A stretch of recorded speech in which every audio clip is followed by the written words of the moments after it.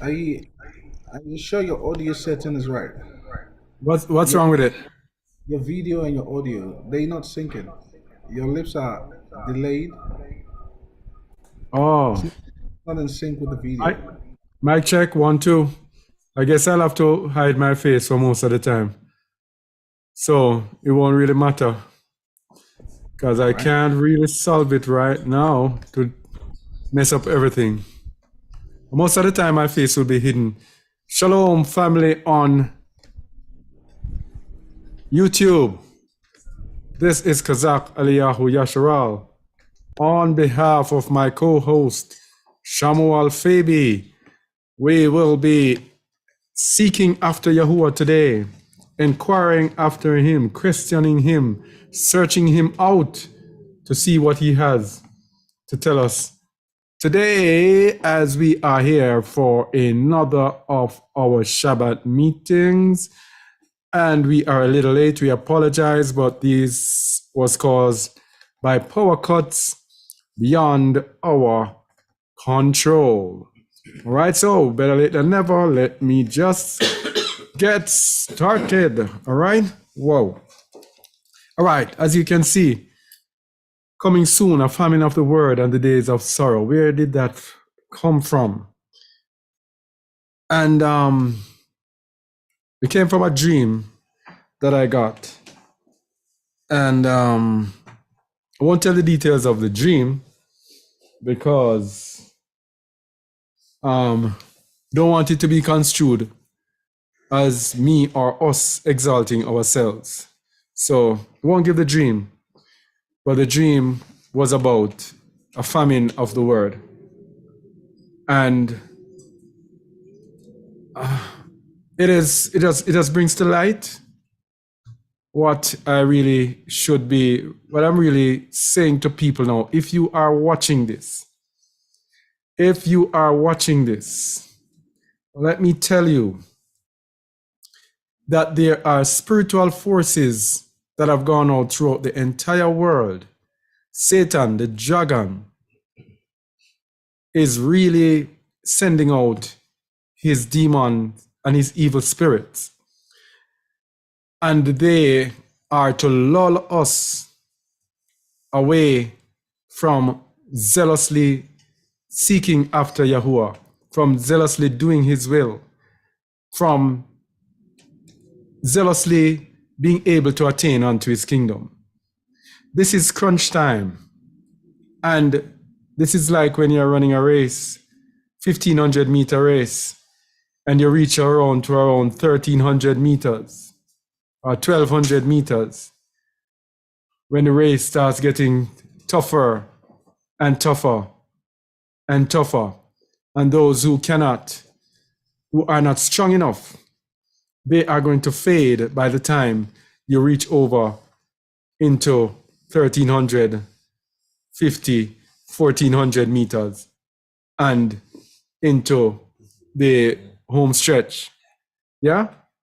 If you are not strong, and what is the unit of strength? What is the unit of strength? Anyone? Unit of strength, George? Emunah. Faith. If you do not have strong emunah, you are going to fade. No matter how long you have been a believer or how strident you think you are, the spiritual forces that have gone out are sent to weaken us, to take our minds and our eyes off the prize. Yes? Satan has been given that charge for those who are weak in emunah. In Luke 18:8, when Hamashiach said, "Nevertheless, when the Son of Man cometh, will he find emunah or faith on the earth?" It's not by chance, because he knows that before he comes, emunah is going to be at its weakest, because Satan is going to send out all his spiritual forces in order to weaken us. So I'm beseeching people today, this teaching is designed to awaken us, wake us up out of the slumber. Because almost all of us are slumbering. Even those people are zealously saying they want to flee. Weak in emunah, are not only weak in emunah, low in righteousness. Because it does not make sense. We say we believe, and our righteousness is not there. And so when I got the dream about a famine of the word, I went and I looked and I saw a trend in whenever the Most High does his thing. Yeah, he always takes himself away. We're going to look at that. Always. And this end time is no different. So, Hamashiach, oh, this is not on. The Apostle Kepha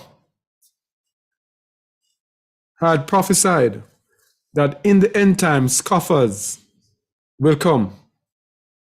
And if you want to know that it's the end time, go out there and try to tell people that the Messiah is coming soon. A common thing you'll hear. From I was born, I've been hearing Hamashiach is coming, and I can't see him.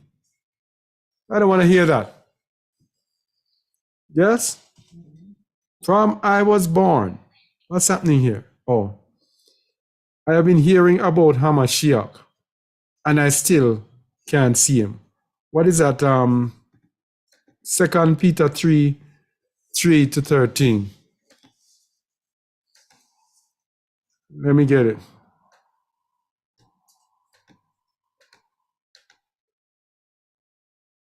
All right, so let's go. Let me get this on the big screen.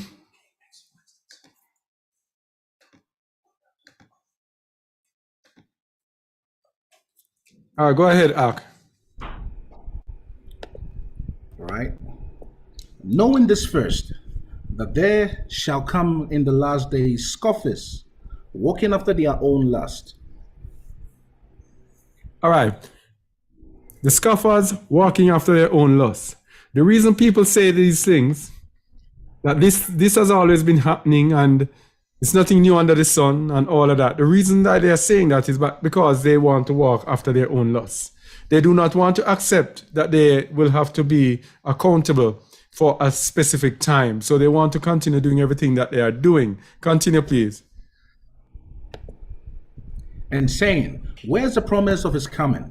For since the fathers fell asleep, all things continue as they were from the beginning of the creation. All right. All things continue from the beginning of the creation. So this is a mindset of today. And read from verse 9, please. Yahuwah is not slack concerning his promise, as some men count slackness. There's an echo. Hold on. Yeah. All right. Yahuwah is not slack concerning his promise, as some men count slackness, but is long suffering to usward, not willing that any should perish, but all should come to repentance. All right. So the reason the Most High is drawing this thing out is because he wants us to repent. And this is going to form a big part of what we're doing today. 2 Peter 3:10. But the day of Yahuwah will come as a thief in the night, in the which the heavens shall pass away with a great noise, and the elements shall melt with fervent heat. The earth also and the works that are therein shall be burned up. All right, so hear this now.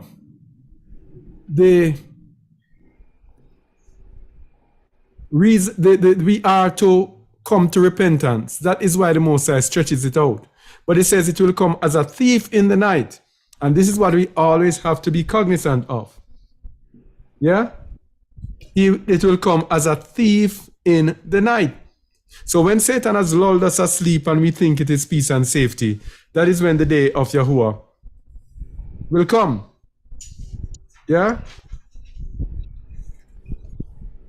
Yeah. Verse 11. Seeing then that all these things shall be dissolved, what manner of persons ought ye to be in all holy conversation and holiness? So this holy conversation here, this Kodesh conversation is Kodesh behavior. So seeing us now, this is a summary of exactly what we're presenting today. Since we know that this is happening, we should be in top form in our emunah, our holiness, our behavior. Everything should be in perfect form because we know that the day is near. But what happens to believers today? Believers are sleeping. And it's no chance. It's spiritual. It's Satan has thrown out his thing to all the weak people. Yeah? And verse 12 tells us what we should actually be doing. Looking for and hastening unto the coming of the day of Yahuwah, wherein the heavens being on fire shall be dissolved, and the elements shall melt with fervent heat. And this that he's talking about, heavens being on fire will dissolve and fervent heat. I'm wondering if this is speaking about a nuclear thing. Trust me on that. Looking for and hasting. This is what we should be doing. Looking for and hasting. That means you are prepared. You cannot be prepared and you cannot not be prepared and be hasting. In order to be hasting, you have to be so prepared and ready. You're saying, when is it coming? Come, yeah? You're not there preparing. Most believers will tell you today, I am not there yet. I am still getting there. Most of us. I am not there yet. I'm still getting there and I am not perfect. No, you should be perfect and ready in this time. So what I'm saying to you right now, looking in your eyes, if you are not perfect now, you better get perfect right now. You better get perfect right now.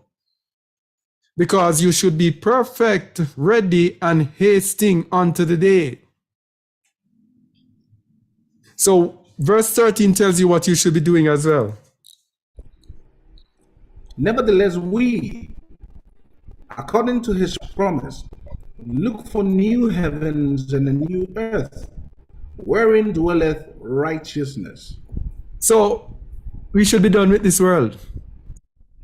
We should be done with this world. When I say done with this world, we have counted it out. We don't want no more part of it. We don't want to benefit anything from it. We don't love it. We don't like it because 1 John 2:15 tells you, love the world, love not the world, neither the things that are in the world. If any man love the world, the love of the Father is not in him. So we're not supposed to be loving this world. We should be looking forward to the world to come.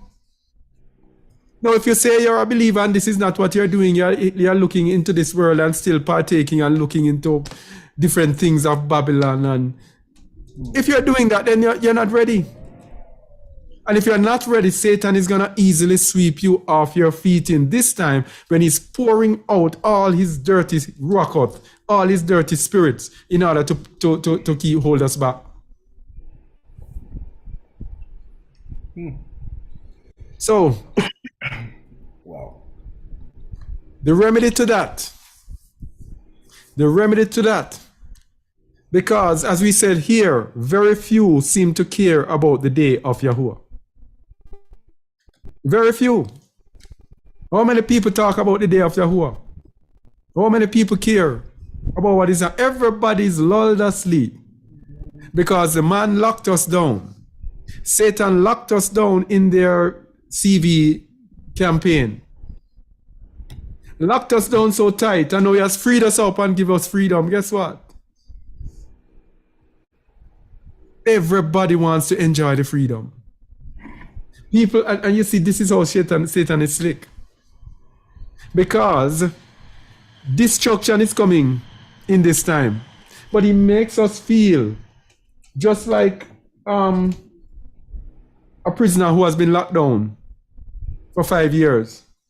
When he comes out, he wants to get everything of this world. He just cannot get enough of the world.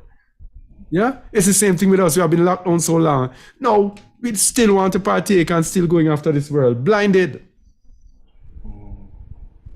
Because most of us actually do love the world. So what we should be doing at this time, we should be seeking Yahuwah. Seeking Yahuwah. Now, seeking Yahuwah is not sitting and being religious. Seeking Yahuwah is giving up everything. And how do you seek him? You seek him through his son because you cannot go to him except through his son. So you have to seek out his son. So seeking Yahuwah, he will pull you through. Seeking Yahuwah, you will build in Emanah. Seeking Yahuwah, the enemy will have no charge over you. But most of us today are actually not seeking Yahuwah. Blinded. I have had conversations with so many believers, and trust me, it is appalling. And I have to be checking myself and saying, wonder if I'm blinded too. Trust me. This is going to be a really frank teaching. Satan has unleashed the flood from his mouth and is blinding most of it. You can stay there and think that you are okay. These spiritual forces are so powerful. You don't even realize that it's happening. So let's look at the importance of seeking Yahuwah. 2 Chronicles 12, 13 to 14.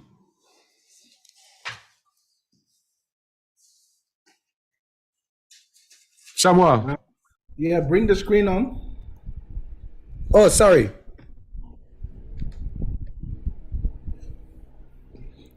So King Rehoboam strengthened himself in Jerusalem and reigned, for Rehoboam was 140 years old when he began to reign.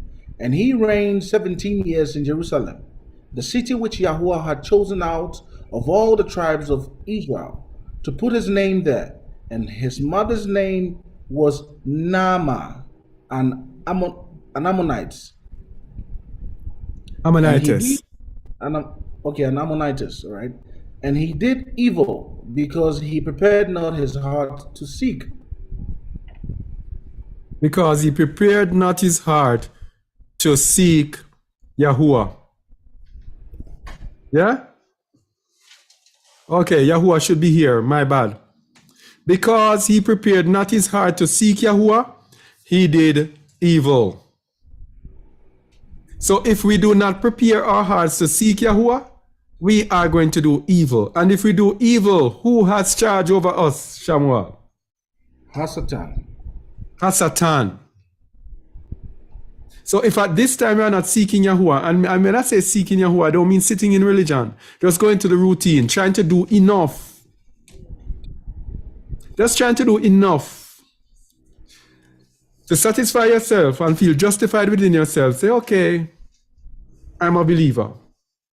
I'm a follower.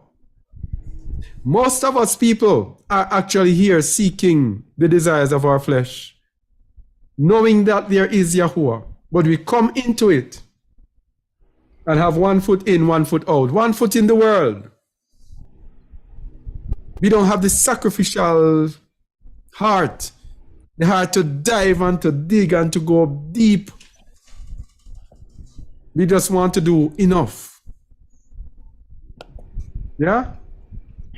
So if we do not seek Yahuwah, we must sin. And if we sin, Satan has charge over us.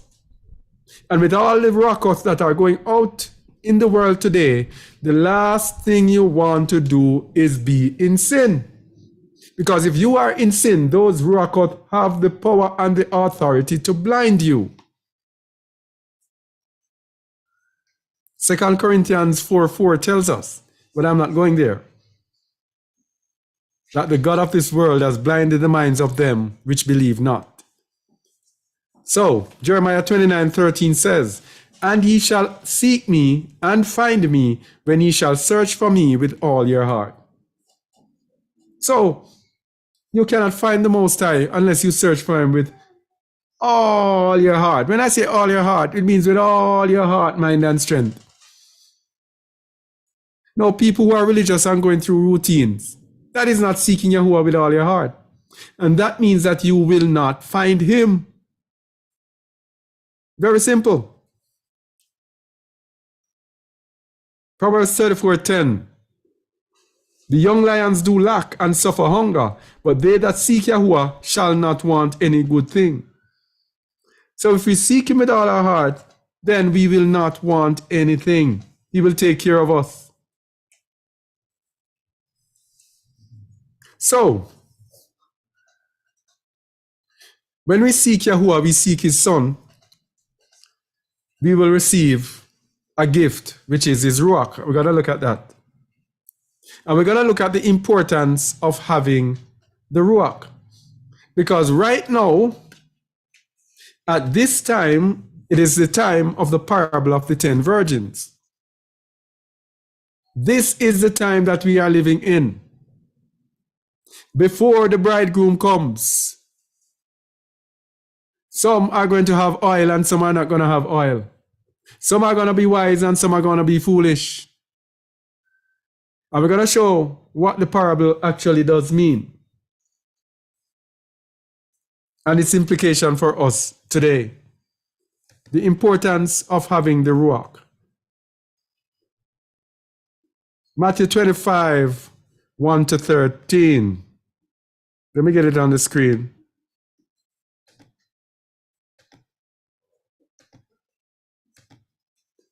Matthew 25, 1 to 13.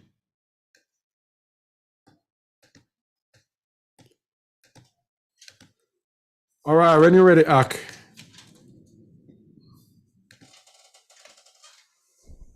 Then shall the kingdom of Shamaim be likened unto 10 virgins, which took their lamps and went forth to meet the bridegroom. And 5 of them were wise, and 5 were foolish. They that were foolish took their lamps and took no oil with them, but the wise took oil in their vessels with their lamps. While the bridegroom tarried, they all slumbered and slept. And at midnight there was a cry made, Behold, the bridegroom cometh, go ye out to meet him. Then all those virgins arose and trimmed their lamps. And the foolish said unto the wise, Give us of your oil, for our lamps are gone out. But the wise answered, saying, Not so, lest there be not enough for us and you. But go ye rather to them that sell, and buy for yourselves. And while they went to buy, the bridegroom came, and they that were ready went in with him to the marriage, and the door was shut. Afterward came also the other virgins, saying, Master, Master, open to us. But he answered and said, Verily I say unto you, I know you not. Watch therefore, for ye know neither the day nor the hour wherein the Son of Man cometh. Here's this. We have this very famous thing and this famous parable. Yeah? They took their lamps and they took no oil with them. But the wise took oil in their vessels. Let's look at it.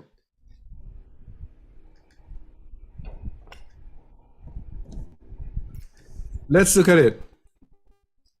And what we're going to look at, they that were foolish took their lamps and took no oil with them, but the wise took oil in their vessels with their lamp.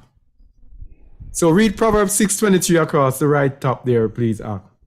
For the commandment is a lamp, and the law is light, and reproofs of instruction are the way of life. So the commandment is a lamp, yes? So they took their lamps. So both of them, they had the law. So the law is the light that is supposed to be burning in them. But go down and let's see what the oil represents. 1 Samuel 16:13 down the bottom left. Then Samuel took the horn of oil and anointed him in the midst of his brethren. And the Spirit of Yahuwah came upon David from that day forward. So Samuel rose up and went to Ramah. All right, so are you seeing the connection there? The commandment is a lamp. The law is the light. The oil that is needed is the Ruach Yahuwah, which is the Holy Spirit. Yes? That is what is needed to burn the fire, which is the law.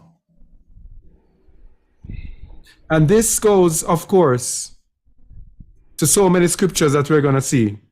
Revelation 14:12. Here are they that keep the commandments of Yahuwah and the emanah of Yahusha. The Christians, you are wrong, totally wrong, when you say the law is done away with.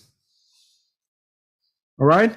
Ruach HaKadosh, the Holy Spirit, is given to us so that we can walk out the law, that the law can blaze in us. So today, many of us are lacking of the Ruach. We talk about the law, and we can try to keep the law, but Ruach HaKadosh is missing. And when Ruach HaKadosh is missing, we are not going to have what is needed. And how do you know when Ruach HaKadosh is present? The fruit of the Ruach. If we are not walking in the fruit of the Ruach, then it means that our lamp has no oil. John 3:3. Read it on the bottom, right, please, Ak. Yahusha answered and said unto him, Verily, verily, I say unto thee, except a man be born again, he cannot see the kingdom of Allah. Unless you are born again, you cannot see the kingdom. We cannot see the kingdom unless we be transformed into a totally different man. If we are the same person like before, we did. We have to be transformed, born again. And verse 8 tells us what it means to be born again. I'm saying that to help us, people. Go ahead. The wind bloweth where it listeth, and thou hearest the sound thereof, but canst not tell whence it cometh, and whither it goeth. So is everyone that is born of the Spirit. All right. The Ruach is supposed to be able to take you and toss you wherever it wants you to go. And you are supposed to be walking in the fruit of the Ruach. If you tell me which one I'm missing. Emunah, love, joy, shalom, forgiveness, kindness, goodness, long suffering. Shadow one. Patience. Faithfulness, I think I left. Yeah. We are supposed to be walking in all of those things. We are not supposed to be loving the world. Because the word says if we love the world, the love of the Father is not in us. We are supposed to be easily entreated. We are supposed to be able to take affliction and punishment. We are supposed to be able to take embarrassment. We are supposed to be able to be weird people. People look at us and say, why? How is he like that? We are supposed to be humble, calm in all situations.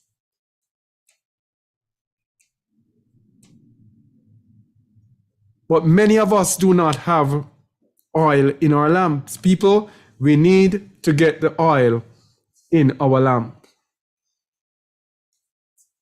And the wisdom of Yahuwah will shine through unto those who have the Ruach, because the Ruach HaKadosh is a spirit of truth that will lead you into all truth. All right? So, let me continue in the importance of having the Ruach. We must have the Ruach. Oh, this is wrong. We must have the Ruach, or else. Romans 8, 1-11. This is a wake-up teaching people. For most people, most of us are sleeping. Most of us are sleeping, sedated. That's why so many people find it hard to move and hard to make a sacrifice, loving this world. But the Most High knows that you have a heart to serve Him. So, this is a wake-up call. Romans 8, verse 1. There is therefore now no condemnation to them which are in Hamashiach Yahusha, who walk not after the flesh, but after the Ruach. Oh, hold on. Somebody says you're echoing on the radio. but not on the, I don't know how it works. Let me turn this down. Microphone check 1 2. Check 1 2. Speak, Shamuel. All right. Shamuel. 1 2 1 2 1 2. I'm speaking. Can you hear me? Oh yeah, good. Okay. Can you hear me? Yeah, I can't do any better. I just have to work with it. All right. So there's no condemnation to those who walk not after the Ruach, but after, not after the flesh, but after the Ruach. Verse 2. For the law of the Ruach of life in Yahusha HaMashiach hath made me free from the law of sin and death. So this law of the Ruach of life in Hamashiach, this is the oil that we have now when we are able to walk after the Ruach. Verse 3. For what the law could not do, in that it was weak through the flesh, Yahuwah sending his own Son in the likeness of sinful flesh, and for sin condemned sin in the flesh. So this is what we're talking about with the virgins now. Both sets of virgins had the law. But the law was deficient in that it was weak through the flesh. So because it is weak through the flesh, we need Hamashiach to be able to condemn sin in the flesh. So without Hamashiach, we will say we believe in the law, we obey the law, but then we will be still walking in the flesh, not having the Ruach that is needed to free us from sin. Verse 4. All right. That the righteousness of the law might be fulfilled in us, who walk not after the flesh, but after the Ruach. So you see, this is the law is a lamp. No, the commandment is a lamp, and the law is a light, and the oil is the Ruach. So the righteousness of the law is fulfilled in us who walk after the Ruach. That means we have the oil in the lamp. Yes? So because we have the oil in the lamp, which is the Ruach, we are now able to walk out the righteousness of the law. And these are they who are going to be ready when the bridegroom comes. The rest of the people who will be last minute trying to get the oil, to get the Ruach, to now start their transformational process. By the time Hamashiach comes, they will not be ready. But this is serious, people. So those who are hearing this now, I'm telling you, get ready. You better do some crazy things. And when I say crazy things, I mean emanah, faith. Start moving, doing some things that you would never do. Because emanah, or faith, that is the currency that opens up the Ruach. If you are continuing in the same old, living your life as you used to live it, doing the same things as you used to do, you are not going to get nowhere. You're not going to have the oil. Because the Ruach does not dwell where there is lack of understanding. It does not dwell where there is deceit. It does not dwell where there is sin. What was that verse we did this morning? Wisdom, was it Wisdom 1? Let's go. Wisdom 1, is it? 1 what? 1:1. Yes. Read please, Ak. Oh, hold on.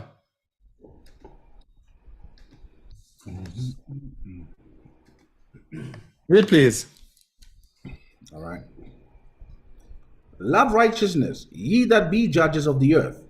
Think of Yahuwah with a good heart, and in simplicity of heart seek him. Seek him how? In simplicity of heart. Think of him with a good heart. Continue. For he will be found of them that tempt him not, and sheweth himself unto such as do not distrust him. All right, now. So let's go now. We're going to talk about this flee out of the midst of Babylon thing, you know. Uh-huh. All right. He will be found of them that tempt him not. Now the Most High gave a command, Shamuel. He said, flee out of the midst of Babylon. And I am saying, no, I don't have to flee. He is going to send for me. What is that doing, Shamuel? It is tempting Yahuwah your Allah. And what does it say? He will be found of them that tempt him? Nope. He will not be found. So how can you now say that you reject his command and say that you're waiting on an angel, or you're waiting for him to send for you after rejecting his command, and think now that he will pay any attention to you? It is pride. Pride. Read read verse 2 again. For he will be found of them that tempt him not, and sheweth Continue. himself unto. For he will be found of them that tempt him not, and sheweth himself unto such as do not distrust him. Hey. So tell me something now. When he says flee out of the midst of Babylon, let me take up our little selves and say, you know what, I'm going to obey what he says. Yeah? Yeah. That is trusting in him. Yeah. We don't even know what is going to happen next. We are there here. What is going to happen next? We are just here by Emana because we believe in him, and we believe that from he says we should do something and we do it, he's not going to let us down. So what did he say he will do, Shamuel? He showeth himself. He will show himself unto them, unto those who trust him. So those people who don't trust him and are sitting there rebelling against him, what will he do? No, not even rebelling. Those who are sitting there saying, I'm waiting for my own personal revelation. Yes. He's not going to show himself to you, in case you want to hear that again. Why? Because you have distrusted him. Hey. So what are you waiting for? Because without faith, it is impossible to please him. Wow. Verse 3, Ak. For froward thoughts separate from allure. All right, piece by piece. Piece by piece now. For froward thoughts are thoughts that are habitually given to disobedience and rebellion against the word of the Most High. So when the Most High says, flee, and I am there, no, I'm not fleeing. It says forward thoughts, not even forward action, just the thought that I'm not going, or I'm not ready, I'm not this, I'm not that. It says it separates us from Yahuwah. Wow. So forward means disobedience, outright disobedience, disregard. Yes. So those who oppose the Most High's word. Yes. These are they that are referred to as forward thoughts. So remember, it says a double-minded person is what? Unstable in all his ways. And as a result of that, the word says such people can never or shall not receive what? Anything. Yes. Anything from Allah. And his power continue. So, and his power, when it is tried, reproveth the unwise. It shows up those who are unwise. And that is what he's doing now. He's reproving the unwise. Hope the unwise will be listening to this reproof. It's not condemnation, it is reproof. It is correction.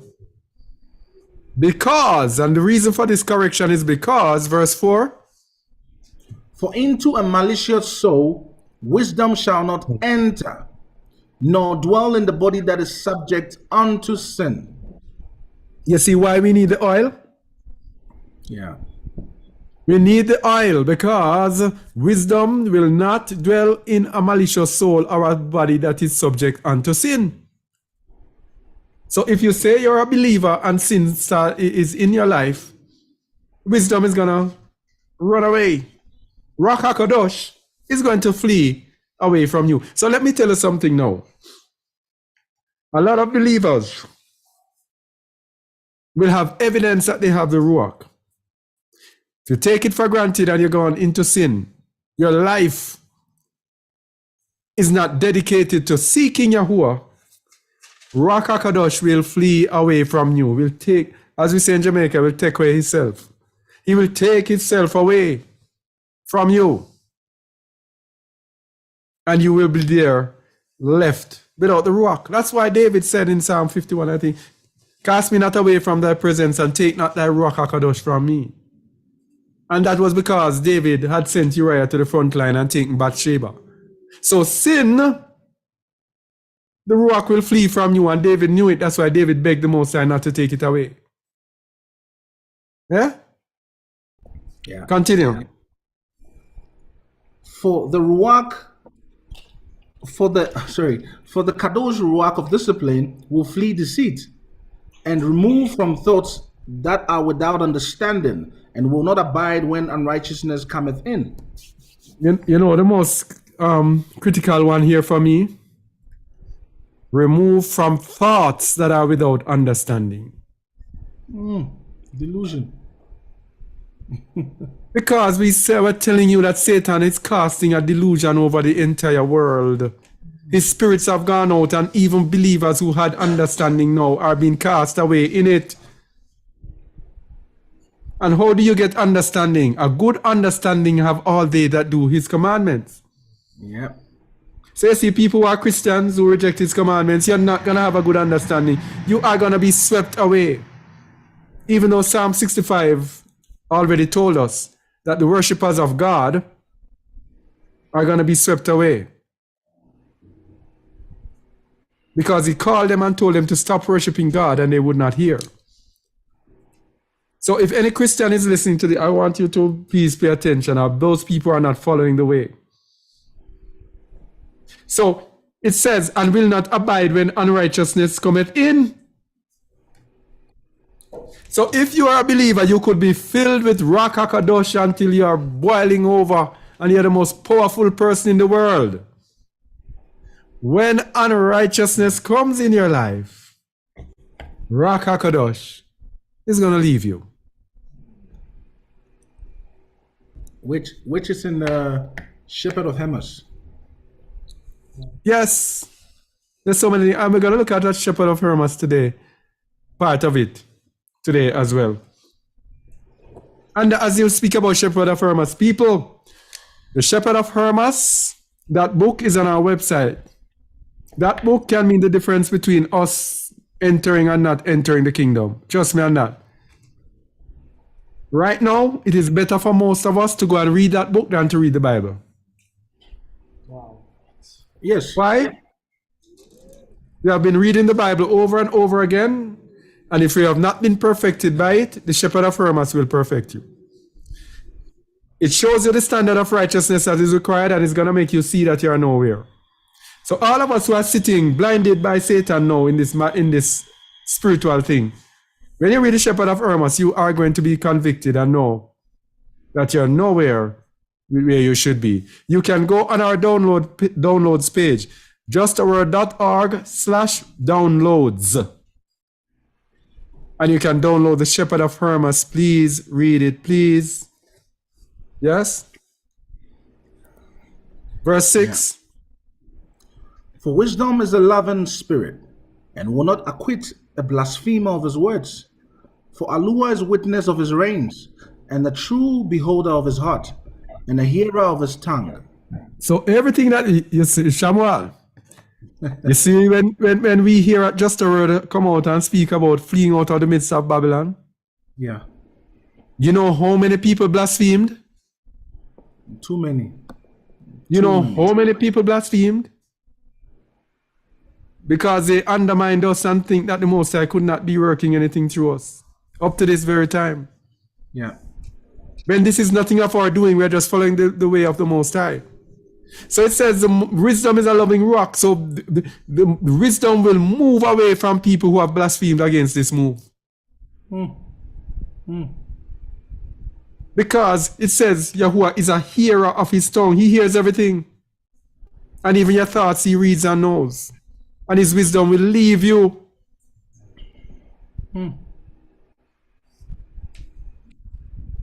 Anyway, let me go back to Romans 11, y'all. Before you go there, verse 12 is very nice. The verse 12 of this passage here. For those that are sitting there comfortably disobeying the Most High, listen. Yes. When you're not in his will, when you're not keeping all his words, this is what it says. Seek not death in the era of your life. Those who say we are awaiting the return, the day of Yahuwah, look at it.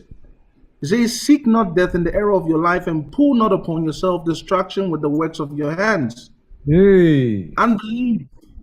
You can't be in sin and be saying, I'm seeking death. What are you seeking death for?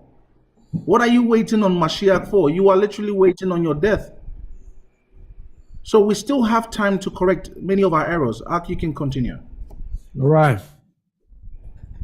Romans 8, we were at 4. Verse 5. For they that are after the flesh do mind the things of the flesh, but they that are after the Ruach, the things of the Ruach. Those who have their oil will mind the things of the Ruach. Those who do not have their oil will mind fleshly things. They will have their lamp, but the oil is going to run out. Verse 6. I want you to stay on verse 5 again, because many still do not understand that. It's a difficult passage. It's a difficult passage for people to understand. Can we help our brothers and sisters to understand that? It says, for they that are after the flesh do mind the things of the flesh. They that are after what? The flesh do mind the things of the flesh. Yes. The moment we heard lockdowns have been dropped, guess what? The unbelievers went what? They went back into the world. Yes. And they got comfortable, and they are still sitting there with the guise or the idea that they are believers, and they are not. Yes. All right. These are the people who mind the flesh. They are back to working again. They are back to chasing after all these earthly rudiments and elementary stuff, all the money, the material, the materialism, everything. They are back there again, chasing after the earth again. This is how you know you are after the flesh. This is how you know you are not after the Ruach. Yes. This is how you know you do not love Yahuwah. Because the first commandment says, seek Yahuwah with all your heart, all your heart. Mm-hmm. Right? And what? All your soul, all your mind, all your strength. Yeah. And when you love the Most High with all these aspects of you, there is no area that is left to the love of the world.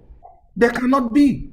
You are more interested in the activities that surround the word of the Most High. Like in this season when Yah is saying flee, that is all you care about. You don't care about work. You don't care about anything. You just want to be in alignment to the will of the Father. This is what it looks like. Because those who are after the Ruach are led by the Ruach, and they are blown to anywhere and everywhere at any time. These are they that are longing after the Spirit. So in these times, you cannot, as a believer, you cannot be sitting there saying, I'm trying to accumulate wealth. Oh, I'm trying to invest. Oh, I'm trying to. It is all a deception. Can we hear this? This is the last of the world. Mm-hmm. The pride of life, the last of what? The last of the flesh. Lust of the flesh, lust of the eyes, the pride of life. Pride There's of three life. things. Once you are still into these three things, Satan still has you. This is not hate speech. This is the truth. Verse 6 is going to tell us. All right. Continue. For to be carnally minded is death, but to be spiritually minded is life and peace. Mm-hmm. So to not to, okay, go ahead. Sorry. So to not to have the oil in the lamp is death. But to have your oil is life and peace, because you will be ready when the bridegroom comes. Continue. Because the carnal mind is enmity against Yahuwah, for it is not subject to the law of Yahuwah, neither indeed can be. All right. So if your mind is carnal, if you're thinking about this world and the things of this world and all of that thing, it says you're enmity against Yahuwah. Against. So you'll be sitting here thinking you're a believer with a carnal mind, that then he is your enemy. And the evidence of that is when Hamashiach says, I never knew you. Depart from me, ye workers of what? Iniquity. Because as long as your mind is carnal, you're going to be working sin. You're going to be working iniquity. And thinking there that you are a believer.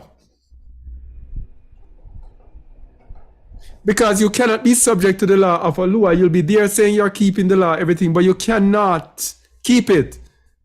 Because the carnal man cannot fully keep the law of the Most High. That is why you need the oil, the ruach. And the ruach now will make the difference, will make you able to keep the law. That is what it means when it says the commandment is a lamp and the law is a light and the oil is the ruach. So you need the ruach to blaze the light in of the law, which means to obey the law you need the ruach in order to obey it. Verse 8. So then, they that are in the flesh cannot please Yahuwah. Impossible. And what it means to be in the flesh, your mind, fleshly things. Things of this world. But let me tell you something. Let me just say something here. Let me put my ugly face here in front of these people and say something to them. All right.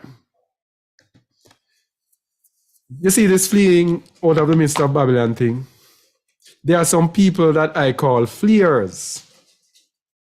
These are people who flee simply because they believe that that which they have in Babylon is not going to be anymore. All right? The true believer that is fleeing not to obey the command, but because they are happy that they are going to be coming out of this system. That is why the true believer does not hesitate. I want you to listen to what I'm saying. The true believer does not hesitate because he wants out from a long time. He's looking for an excuse to come out. Because he hates Babylon. He hates the injustice.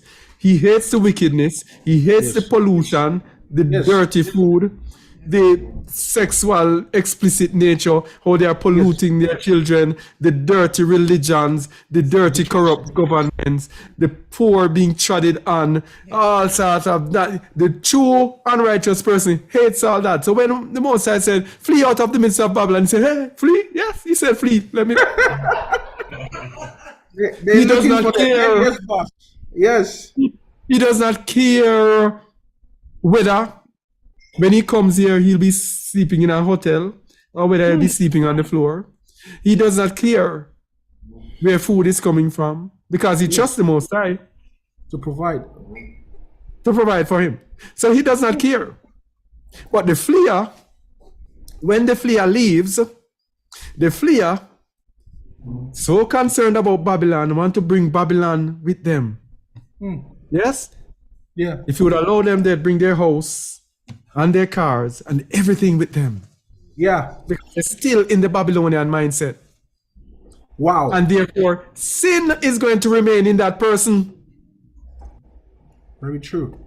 The person who will be free from sin is the person who hates Babylon and is doing this, surrendering his entire life and entrusting in the Most High to take care of everything and willing to die in the process.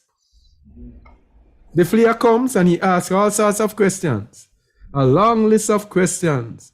And let me tell you, I'm not going to answer your questions. because this is a walk of emunah. You should not be coming because you're assured that everything is going to be all right. You should be coming because you trust Yahuwah to make things all right. And if he doesn't make everything all right, you accept or understand that this is what he wants of you, for you to struggle. Yeah?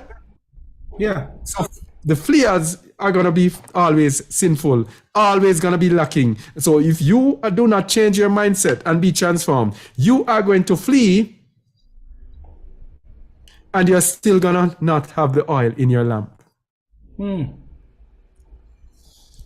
This, and you know, the carnal man has a way of deceiving us.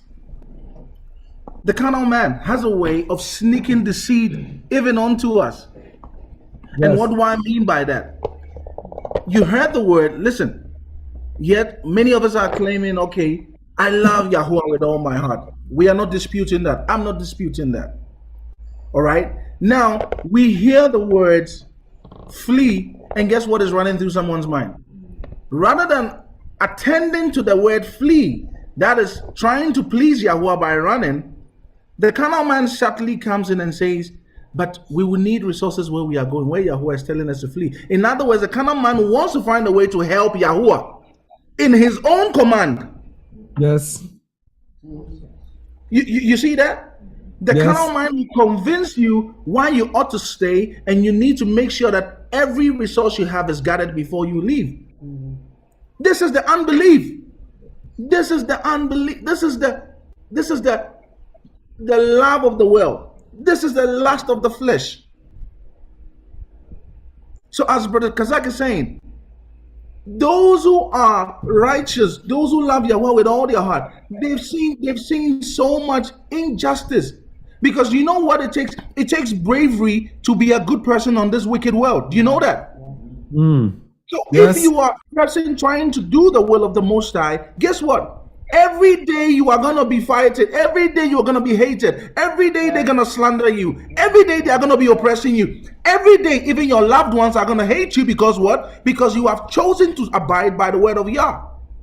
And so you are tired. Your spirit man is so tired. All it wants to hear is Yahuwah give it a way out. Father, what is the way? Yahuwah says, get out from amongst them. Guess what you're going to do? You're going to run. You're going to run because what? Because you want nothing to do with this world. You have become a pilgrim. You have become a pilgrim. All these things we are saying is out of love. And if it will take us saying this over and over again for one person to believe and be saved, it's okay. You can say that, oh yeah, they're trying so hard. That's fine. Because if I love you, this is what love says I must do. Continue to reach out to you until the time comes when Yah himself cuts everyone off. So this is what it is. Do not fall for the trap or the snare of the enemy in enticing the carnal man to persuade you as to you having a beautiful plan to assist Yahuwah, because that's a lie. All right, you can go ahead. All right. Let me get this thing back on.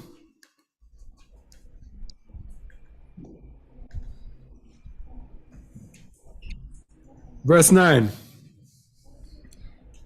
But ye are not in the flesh, but in the Ruach, if so be that the spirit of Yahuwah dwell in you.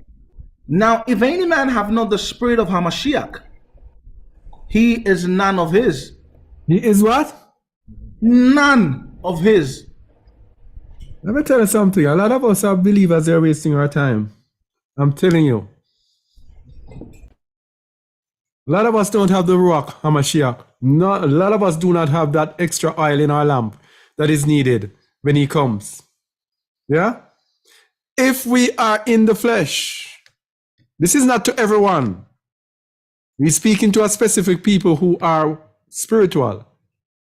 Many of us are in the flesh, minding fleshly things, minding the things of this world. Yahuwah is second on our list. If you are not ready to die right now for Yahuwah, That means you're not ready. You are still in the flesh. I'm telling you that. Because what does Revelation 12:11 tell us? Read it, Ak.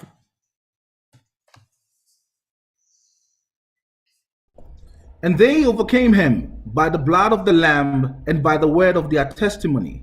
And they loved not their lives unto the death. They loved not their lives unto the death. They were not afraid to die.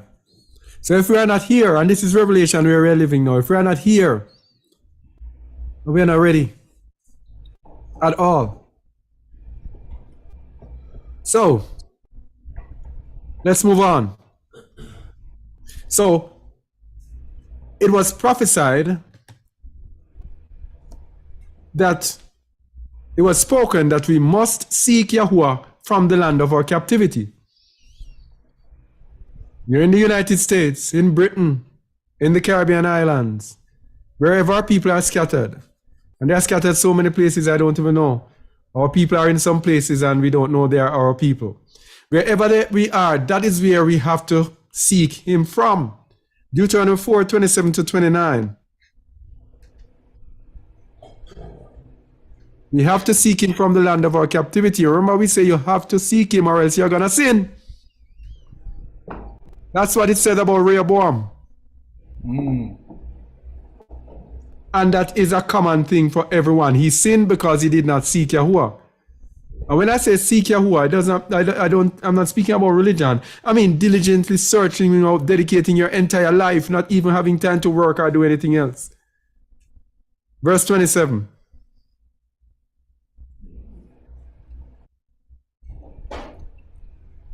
And Yahuwah shall scatter you among the nations, and ye shall be left few in number among the heathen, whither Yahuwah shall lead you.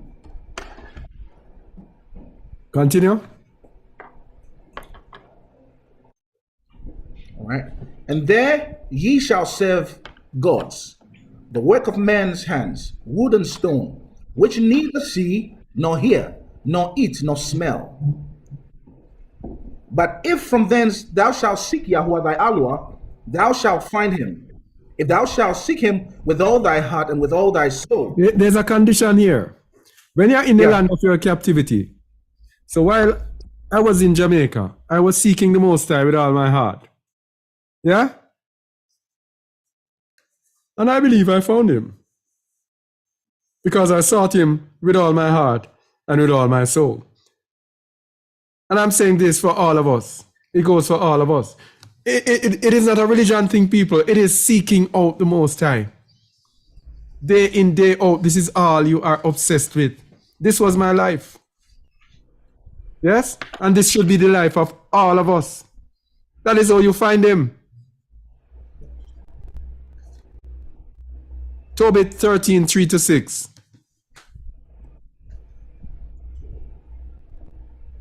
I'm speaking on behalf of all those who are in captivity. Tobit who were in the land of their captivity. Tobit 3:13 to, is it? What did I say? Oh, 3-6. Oh, 13.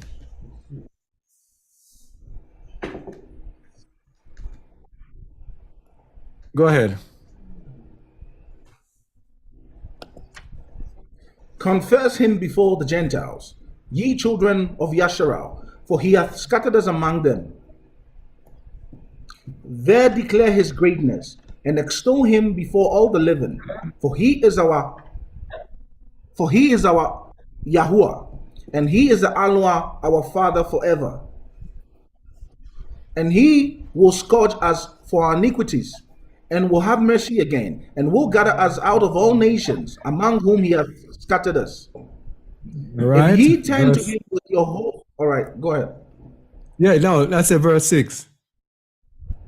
If ye turn to him with your whole heart and with your whole mind, and deal uprightly before him, then will he turn unto you and will not hide his face from you.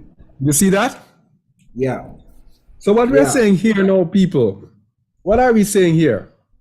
We're saying that we don't have any excuse. We can get the oil in our lamps. It's not that you have the oil and we're condemning you and say, oh, you can't have the oil. We're telling you that you can get the oil in your lamp, you can get the ruach, if you turn to him with your whole heart. For most of us, there's a block there, George. There's a block there with most of us because we are not searching him solely with our whole heart. We are seeking something else in this world and we catch Yahuwah on the side. He's not going to give us his ruach. You have to give up everything. This is the creator of all things that is promising you a kingdom. That it is said that eyes haven't seen, our ears here heard what he has prepared for us. He has given us a splendid kingdom set up for us, but he's not going to do it if you have him as a substitute. Secondary, yes. Yeah. It says, yeah, the three things. If you turn to him with your whole heart, all your heart, and with all your mind, and deal uprightly before him, that means no sin, righteousness. Then he will turn to you and will not hide his face from you. And he says not hide his face. He will pour his rock upon you. So, yeah, go ahead. So then that means if you turn to him with your whole heart and with your whole mind, that means you are consumed by him. Yes. And nothing else. Yes. So now the carnal man is going to say, so who's going to feed me? If I'm only thinking about Yahuwah. Hey. Who's going to clothe me?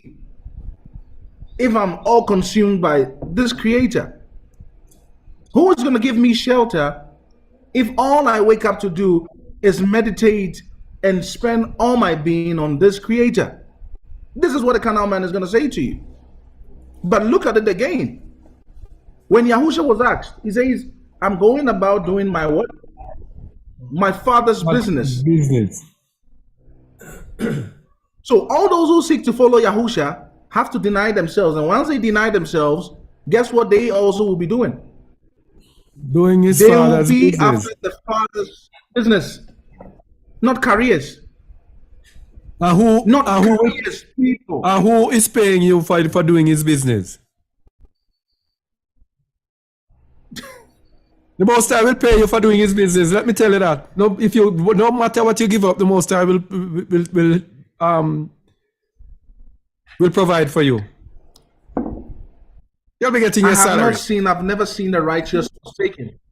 Yes. I've never seen the righteous forsaken, nor their children begging for bread. So if you trust in the Most High and you are consumed with him, all these earthly stuff are just secondary. The Most High takes care of all these needs. This is why people think that they can help Yahuwah when he instructs them to do something. This is the sin we are in, the deception. And let me interject. Go ahead. Okay, let me interject as you say that. And Babylon itself has spoilt us act, thinking that we must always be providers with everything we provide, even with the Most High we want to provide for him. Control. Yeah, we always believe. We have been cultured to believe that with everything we have to do everything. So we have learned to have this control, so we are unable to walk outside of this control, which is to have emunah and just trust the Most High and just live and allow him to take care of us. Continue. As you were saying. So the deception is the idea that the Most High wants like materialism. The Most High wants nothing like that from any man. I'm going to repeat this again. Yah wants nothing. You cannot give anything to Yahuwah other than what? Your obedience.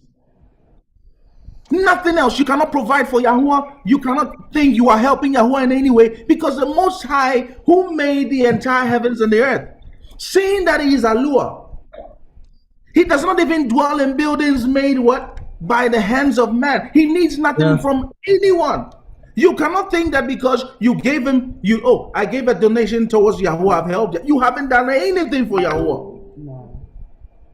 I want us to go back to the place of humility. This is why many of us are clogged. We cannot seem to believe anymore. It is because of this. The deception, the disobedience. All right, Ak, we can continue. All right. Therefore, see Therefore, what?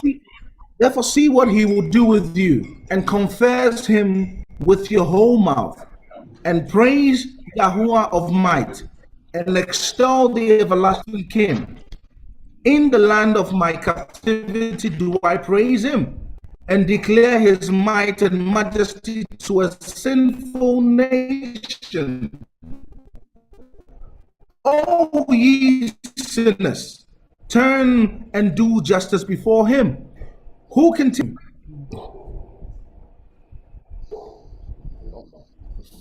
Go again. Should I go again? Yes. O ye sinners. O ye sinners, turn and do justice before him. Who can tell if he will accept you and have mercy on you? Who can tell? You see? Yeah. So many of us now are lacking our oil, lacking the ruach. Who can tell if you turn to me with all your heart, if he will have mercy upon you and accept you?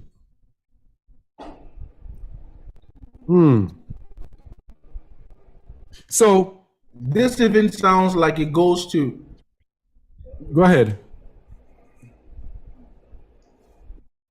no, just go ahead. Just go ahead. Something was just impossible, but just go ahead. All right. So seek Yahuwah. There's a delay in the line. Yeah. Oh. Seek Yahuwah while he can be found. Yeah? I want us to really get this. Seek him while he can be found. So what is that implying? It is implying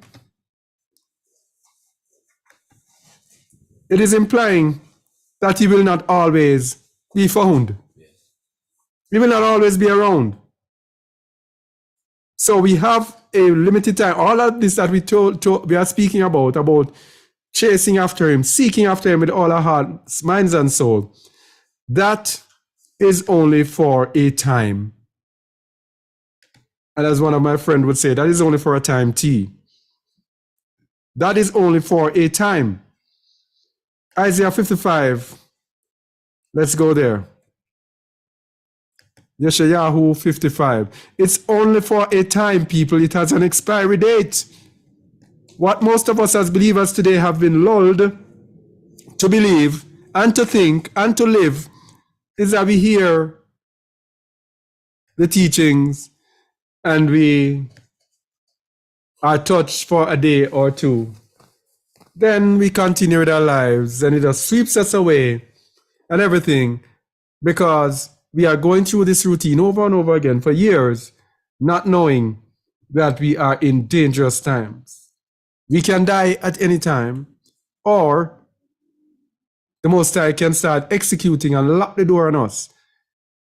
And he's going to take his rock away from the world before this. He can take his rock away from us. And guess what? When he takes his rock away, those who are not in the way will have no chance.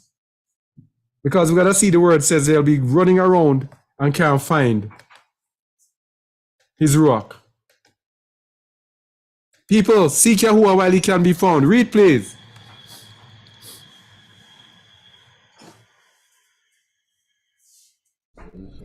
Ho, everyone that thirsteth, come ye to the waters, and he that hath no money, come ye, buy and eat. Yea, come, buy wine and milk without money and without price. All right, so as we always say, the waters refer to the ruach. Yeah. Yeah, if you thirst, come to the waters, come for the ruach. Verse 2. Wherefore do ye spend money for that which is not bread, and your labor for that which satisfieth not? Hearken diligently unto me, and eat ye that which is good, and let your soul delight itself in fatness. So you're laboring and spending money for that which satisfieth not. So for carnal things, we are Yeah. laboring for carnal things Yep. that cannot give you eternal. Yeah, go ahead. Storing up treasures that will be consumed in the day of Yahuwah. Yes. Eat, hearken diligently unto me. In other words, listen carefully to me. Everything that I say, listen to it. And you're going to eat that which is good, that which is not tangible, that which is spiritual. Again, he tells us to listen. Verse 3. Incline your ear and come unto me. Hear, and your soul shall live. And I will make an everlasting covenant with you, even the sure mercies of David. You see? Yeah. Incline your ear. Listen to me. Just hear. And what does it say about Emunah? Emunah cometh from hearing, and hearing by the word. So when you incline your ear, you are going to get, Emunah is going to build up. Yeah. And that is how you shall live. Because Emunah is a currency to eternal life. Yeah? Continue. 4. Behold, I have given him for a witness to the people, a leader and a commander to the people. That Behold. is Yahuwah. That is David through his seed, Yahusha HaMashiach. Verse 5. Behold, thou shalt call a nation that thou knowest not, and nations that knew not thee shall run unto thee because of Yahuwah thy Elohah, and for the Holy One of Yasharal, for he hath glorified thee. All right, so this is speaking about the Gentiles. Yeah. Verse 6. Seek ye Yahuwah while he may be found. Call ye upon him while he is near. Now what does this mean now? What Christianity calls grace. Grace period. This is a grace period. This is a period. All right. It's not gonna last forever. And as things stands, it's coming to an end, it's coming to a close. For any moment, this can happen. And when this happens, there is no more, your repentance is useless. Because what are you going to be repenting on? You had all these consequent many years and times and hours to do what? To repent. So when this day comes and you are not ready, it's the end. You are cut off. Whoa. Totally cut off. And in that day, what I said, what any prophet said, what Brother Kazak said, is not really going to matter anymore. All right? So then your time has run out. Verse 7. Let the wicked forsake his way, and the unrighteous man his thoughts, and let him return unto Yahuwah, and he will have mercy upon him and to our Elohah, for he will abundantly pardon. You see what's happening in this teaching here? The Most High is stretching out his arm Mercy. to the people out there, saying the time is running out. Come, your chances are getting slim. But now is the time. Now is the time to turn to me. Yeah? People, you need to seek Yahweh with all your heart. And the unrighteous man, his thoughts. Forsake all those unrighteous thoughts. All of those things that are focused on these things. Give up on this stupid, wicked, evil, corrupt world. Look at the leaders of the world. The people in the world are telling you what they are going to do. They're going to be coming with their cryptocurrency and tell you if you don't have this thing that you cannot buy and sell. Yeah? War is coming up. They're going to collapse the economy. Famine is coming up. Famine both in physical and famine of the word is also coming up. What are you doing? Don't you see it's dead? Don't you see it's done? Babylon is fallen. It's fallen. What are you doing? Wake up, man. Verse 8. For my thoughts are not your thoughts, neither are your ways my ways, saith Yahuwah. For as the heavens are higher than the earth, so are my ways higher than your ways, and my thoughts than your thoughts. For as the rain cometh down, and the snow from the Shamayim, and returneth not thither, but watereth the earth, and maketh it bring forth and bud, that it may give seed to the sower and bread to the eater, so shall my word be that goeth forth out of my mouth. It shall not return unto me void, but it shall accomplish that which I please, and it shall prosper in the thing whereto I sent it. For ye shall go out with joy, and be led forth with peace. The mountains and the hills shall break forth before you into singing, and all the trees of the field shall clap their hands. So these are those now who obey him. Verse 13. Instead of the thorn shall come up the fair tree, and instead of the briar shall come up the myrtle tree, and it shall be to Yahuwah for a name, for an everlasting sign that shall not be cut off. All right. Wow. So here now. So we are telling people to just leave Babylon alone, weren't we? So we want to look now. Oh boy. Let me go into the history of this. Because I had this thing cut down, I had a page that was up. I wanted to, let me get the page, please. Sorry to hold you up. If you can talk in the meantime, Shamuel. All right. This is a season where the Most High, again, as he promised in the book of Isaiah, he says, I will plead with them in the wilderness of the people. The Most High is back again, extending what? Mercy, mercy, mercy, mercy. Do not look down on it and do not trample on this. Do not mock this word. Do not take it for granted. You need to hold on to these very words, because these words that are being spoken here are spirit and they are life. All right? They will come to pass whether you do it, whether you believe it or not. And we here we are zealous to see you within the will of the Father. That no matter what happens, that you can stand before him, not with your head bowed in shame, but that you can confidently stand before him, giving him all the praise. All right? So this is just to encourage you. This is the Most High saying, mercy. My son, my daughter, my children, hearken to these words. Do them and let the world see your wisdom. This is what it's all about. All right? So, keep the faith coming, the faith going. Keep it going. Let's keep going on and on and on and on. It does not stop, because the Ruach indeed will lead us into all truth. Will lead us into all truth, not some truth.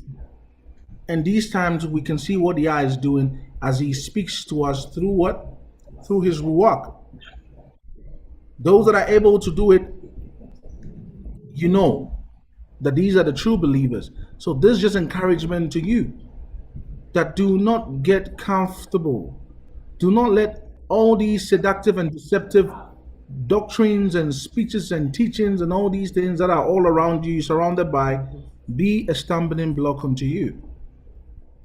Continue to strive to stay within the will of Yah by doing all his what? His commandment. All right, so we're coming up. Let me get this thing.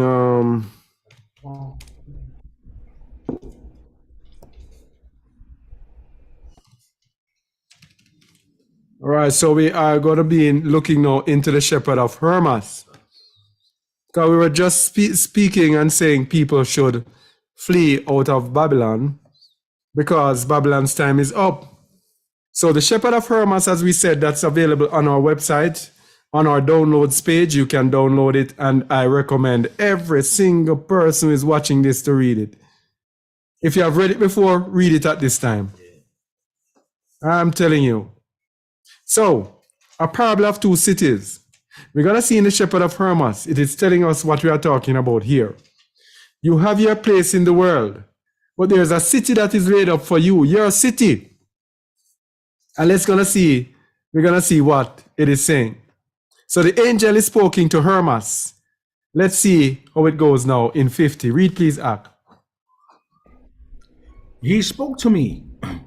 You know, he said, that you who are servants of Yahuwah are living in a foreign country. For your city is far from this city. Stop there. Stop.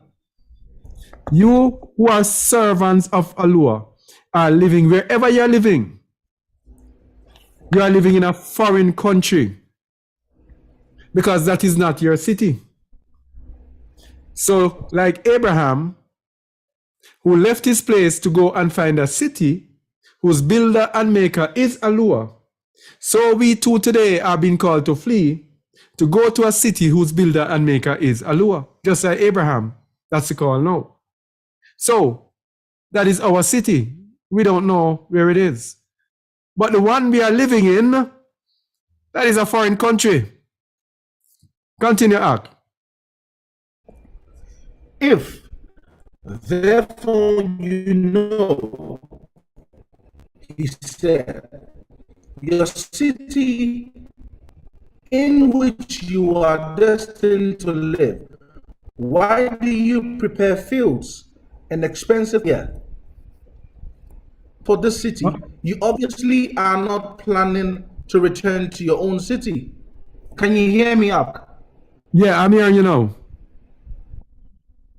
All right, okay. Let me take it again in case anyone missed it. All right. Yes. It says, if therefore you know, he said, your city in which you are destined to live, why do you prepare fields and expensive possessions and buildings and useless rooms here? Hey. If you are preparing these things for this city, go, Yeah, continue. go ahead. Continue.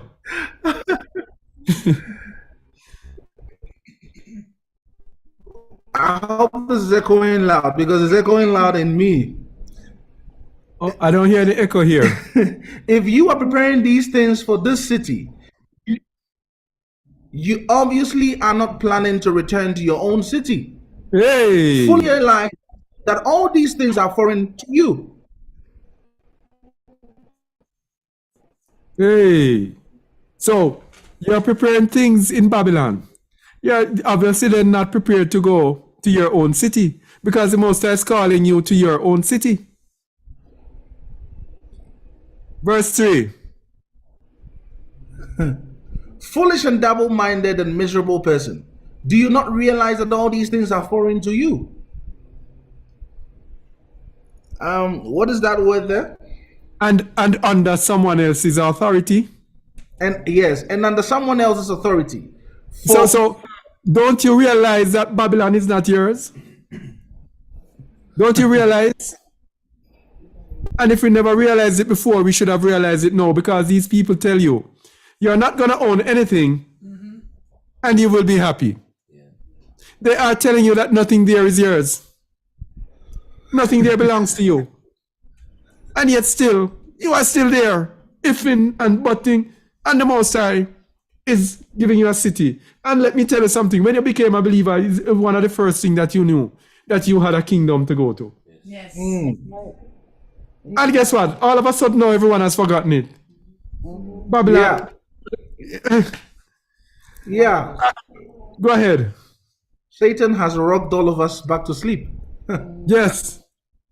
And the shocking part is that you know very well by all the activity, by all the experiences and activities happening around us, that this is not your place. Because if you are a citizen of this place, how come you fight for everything? Yes. You fight to put in your CV. to be accepted. Not just accepted, you have to go for an interview. Just everything is just radical, and you claim this is your what? Your home. Having to fight for everything. Anyway, for Yahuwah for Yahuwah of this city will say, I do not want you to live in my city. For the master of this city. For the master of this city will say, I do not want you to live in my city. Instead, leave this city because you do not conform to my laws. Hey, we know what these people are coming with. They are going to try to control us so much. They are going to determine whether or not, if you don't take this mark, then you cannot be here. They're going to throw us in prisons, etc. if you don't take this thing eventually. Yeah? FEMA camps. If you don't, yeah. And that is what is coming up. And a lot of us who are believers know that. And yet still, they hang on in their place. Verse 4. So, you have fields and dwellings and many other possessions. What will you do with your field and your house and all the other things you have prepared for yourself where you are expelled by him? When the man says you cannot buy and sell, what are you going to do with all those things that you are piling up now? That you are there? Foolishness. All foolishness. It's all vain. It's all carnal. All the money we holding on to, all this materialism, it's all going to be just useless. And they tested this on us when the lockdowns came. You thought you had freedoms until you realize you can be all locked down in your own homes at the same time. Why can you not see that you have no place here? How can you not see that this is all a trap? What more can they not do? They can crash the financial system, and all the money that you have accumulated in your bank account is going to what? Is it going to mean something? Who are you going to go complain to? Nobody, because they make the laws. Yes. They bring all the changes. They decide what you eat, what you wear, what you watch on television. Everything is controlled by them.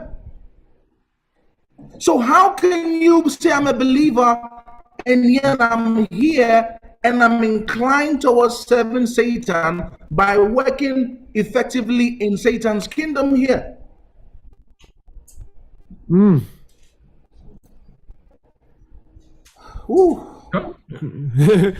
the master of this country has every right to say. Go ahead. Go ahead. Oh, this is very sad. You know, my heart beats. It beats so loud when it's just, man, people, you need to see this. If you can't see this, please, you have to pray to Yahuwah to open your eyes to see this. This is all a trap. It's a snare. Yes. It's a snare. It's a trap. It's deception. Yes. They've made everything look so calm, like the world is back to normal. It's not back to normal. They are planning and scheming. They're gonna just nail you like that. It's a trap. Yes. Yes. They are planning and scheming their next move. Peace. And then from nowhere. Yes. True arc. From nowhere comes sudden destruction, because they are not gonna warn you. They are not. And all the things, all the assets and material possessions you are holding on to, you're going to realize, man, what profiteth a man if he gains a whole world and he loses his own soul? Because you are going to lose your soul. And woe unto you if you didn't what? You didn't have works towards Elohim. Oil. If you didn't have oil, woe unto you when that day catches you unaware.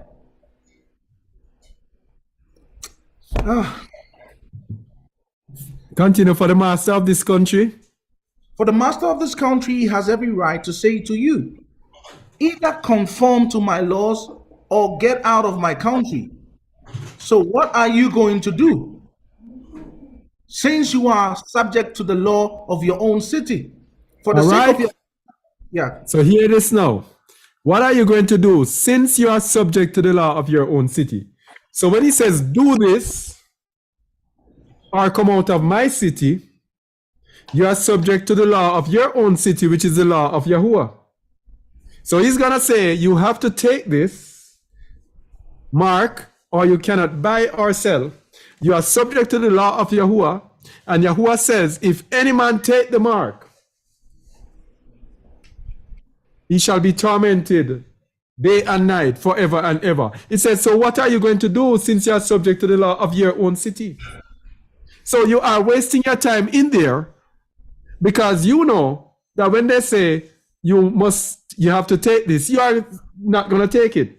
But what you did not do, you did not seek after your own city. You are sitting in that man's place, in your own law of your own city, instead of going and seeking your city so that you can live out your law in your city. You want to sit and live out your law in the man's city.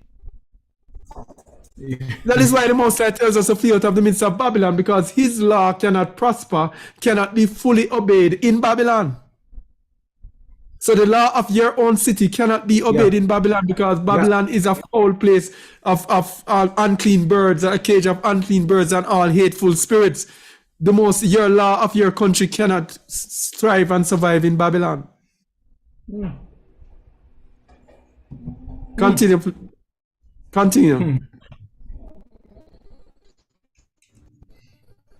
For the sake. Where are we? Sake. For the sake of your fields and the rest of your possessions, will you totally renounce your own law and take care? It may not be in your best interest. Stop. For the sake of your fields and the rest of your possessions, will you totally renounce your own law and live according to the law of this city? Will you renounce the command of the Most High and take the mark? That's what it's asking. Are you going to take the mark of the beast? Continue.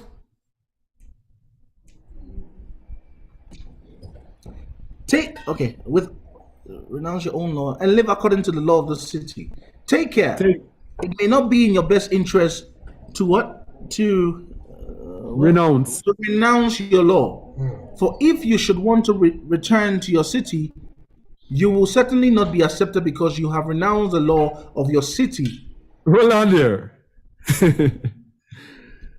Take care. It may not be in your best interest to renounce your law, to go and take the mark. For if after you have taken the mark, you want to now go back to your city, you will not be accepted, because you have renounced the law of your city. What are you doing in this place? And will be shut out of it. You see that act? Yeah. Shall not enter into the kingdom of Allah. Yeah. Continue. So take care, as one living in a foreign land, not prepare for yourself one thing more than is necessary to be sufficient, and be prepared so that whenever the master of this, can you shrink it a bit so that I can see the other side? Let me see if I can put it out. Let me put it in before it. Okay. I forgot that I could put it before.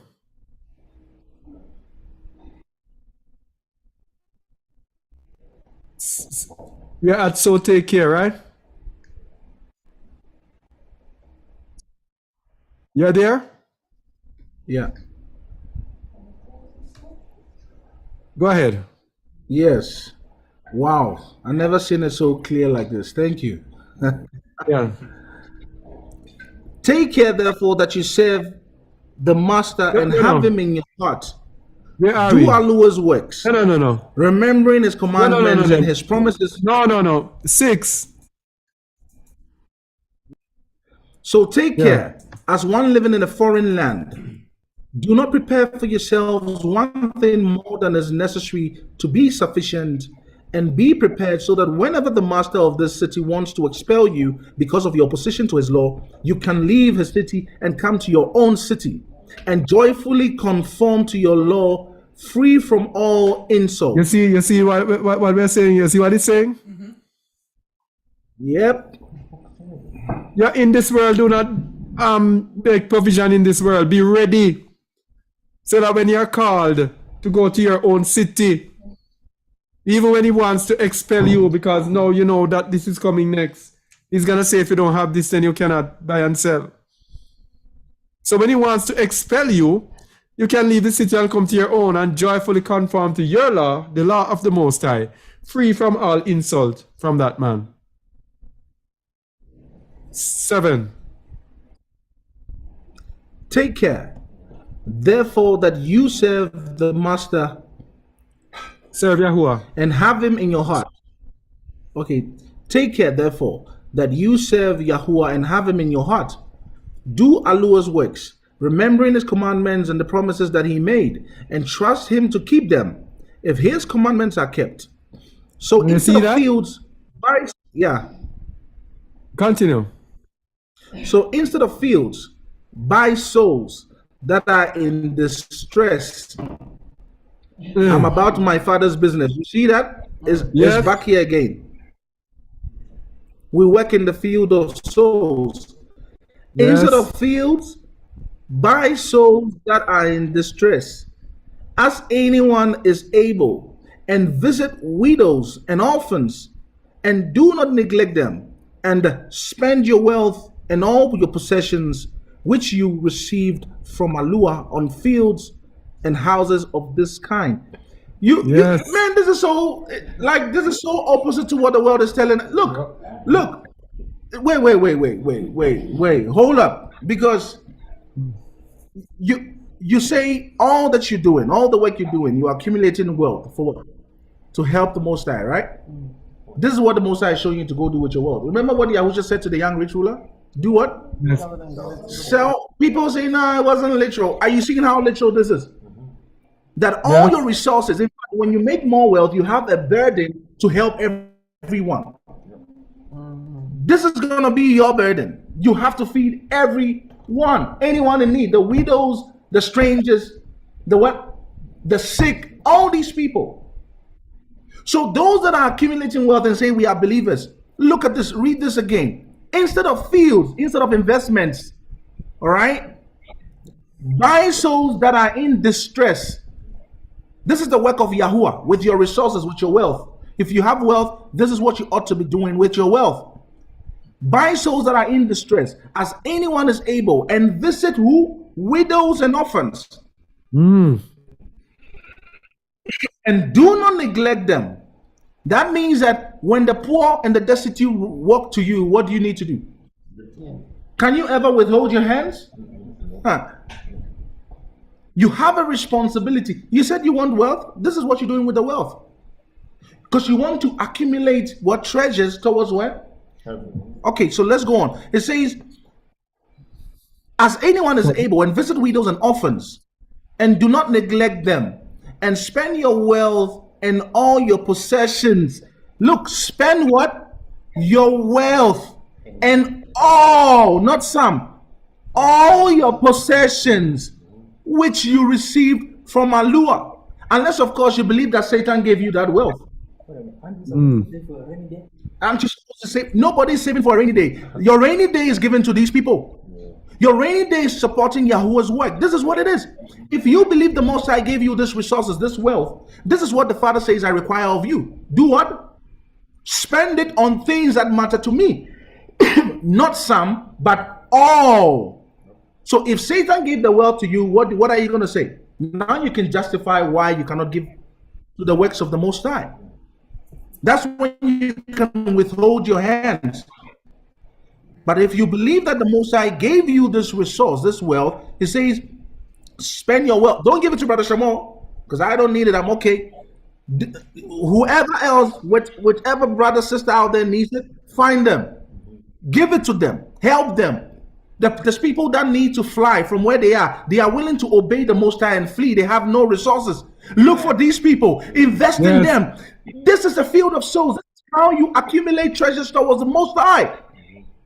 So we need to start a line to do that, to get the names and addresses. of people. Spend your wealth and all your possessions which you receive from Yahuwah on fields and houses of this kind. So do you see how you build up treasures in the kingdom? It's to take all your wealth, all your possessions, and do what?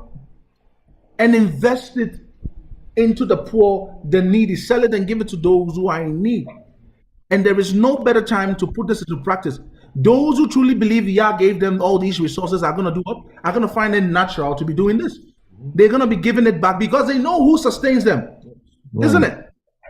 This is what it is. Go ahead. Mark, we got to speed up. We got a whole ton of things to go. All right. All right. Verse 9. For this is why the master made you rich, so that you might perform these ministries for him. It is much better to purchase fields and possessions and houses of this kind, which you will find in your own city when you go home to it. You see that? This lab, yeah. You see that? It's an investment. What it's telling you to do, to give up everything. It's telling you when you go into your own city, you're going to get it back. That's what it's telling you. Continue, 10. The lavish expenditure is beautiful and joyous. It does not bring grief or fear, but joy. So do not practice the extravagance of the outsiders, for it is unprofitable to you, the servants of Yahuwah. But do practice your own extravagance, in which you can rejoice, and do not imitate or touch what belongs to another or covet it. For it is evil to covet someone else's things. But do your own task, and you will be saved. All right. Wow. Okay. So, the Most High here is telling us, advising us. But, as we said before, he will only be reaching out to us for a little while. Time is running out. He will not wait on us forever. Yirmiyahu 7, verse 12.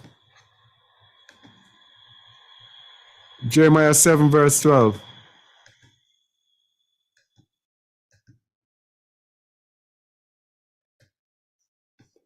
Maybe one of these teachings we might have to do part 1 and 2. Jeremiah 7, 12. But go ye now unto my place which was in Shiloh, where I set my name, at the first, and see what I did to it for the wickedness of my people Yasharal. Continue. And now, because ye have done all these works, saith Yahuwah, and I spake unto you, rising up early and speaking, but ye heard not, and I called you, but ye answered not. You see, the Most High always has a definite time. He says, rising up early and speaking. He speaks through his people, his servants, his prophets. Yes, he speaks through his people. So he said, yeah, I rose up early and spoke. You did not hear. I called you, but you did not answer. Verse 14 says, Therefore will I do unto these house, which is called by my name, wherein ye trust, and unto the place which I gave to you and to your fathers, as I have done to Shiloh. And I will cast you out of my sight, as I have cast out all your brethren, even the whole seed of Ephraim. Yeah, let me tell you something. What is it? Is it in Malachi? It says, I am Yahuwah, I change it not. Therefore, ye sons of Yahshua are not consumed. He's not going to change. The same principle here. He's going to cast out all of those people in the end who don't have their oil. All those people in the end who did not hear him and did not seek him with all their heart. Verse 16. Therefore pray, not thou for this people, neither lift up cry nor prayer for them, neither make intercession to me, for I will not hear thee. For what? I will not hear thee. Hey. He'll close his ears. Verse 25. And I will cast you out of my... No, 25.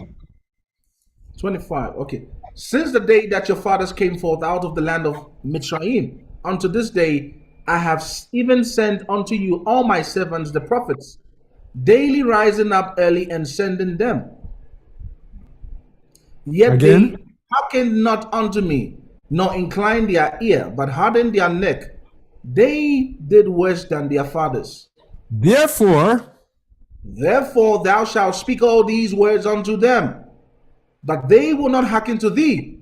Thou shalt also call unto them, but they will not answer thee. you hear that, Shamuel? Very clear. They're not going to hear, but speak nonetheless. Verse 28. But thou shalt say unto them, This is a nation that obeyeth not the voice of Yahuwah their Yahuwah, nor receiveth correction. Truth is perished and is cut off from their mouth. All right. Verse 29. Cut off thine hair, O Jerusalem, and cast it away, and take up a lamentation on high places. For Yahuwah hath rejected and forsaken the generation of his wrath. He hath done what? He has rejected and forsaken the generation of his wrath. He's not going to speak forever. He's not going to speak forever. And by this we must know that we are in the days of Noah. We must know that we are in the days of Noah. And just as in the days of Noah, it is coming to the time when his ruach will stop striving with man. Lucas 17, 26 to 27.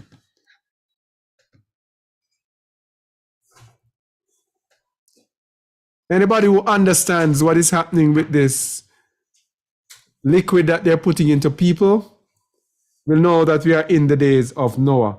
Luke 17, 26 to 27.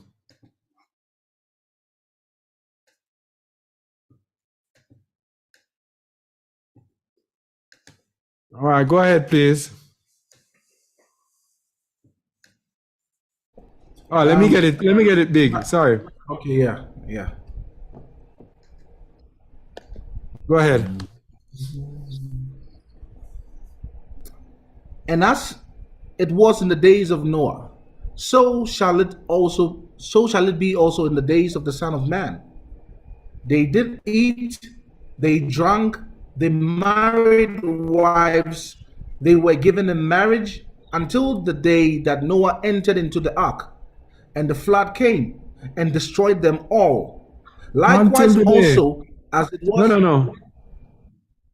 So until the day that Noah entered into the ark. So Noah was calling people to come, and they rejected him and they mocked him. We are once again in the days of Noah. Genesis 6, verse 1 to 8. Because in the days of Noah, there is one unique thing that happens. Genesis 6, 1 to 8. Sorry.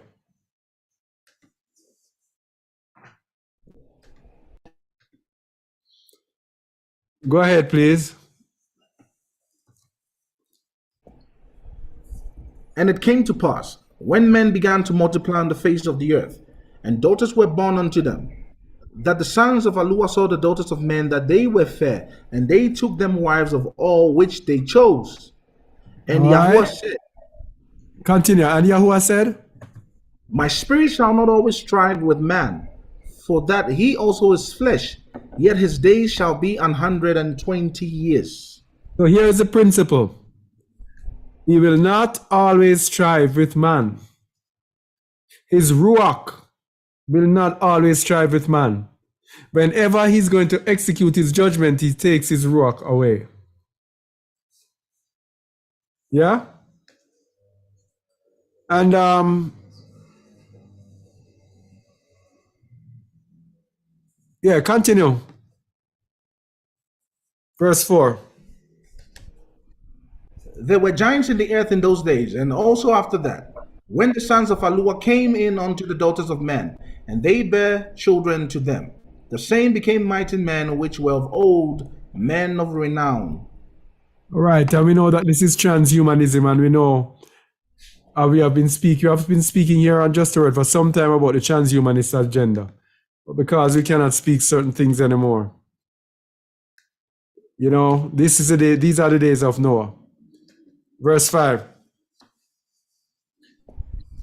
And by the way, we have a PDF working on that will expand and expound on this transhumanist thing and this thing that they're putting in us, and what it has to do with transhumanism and the days of Noah.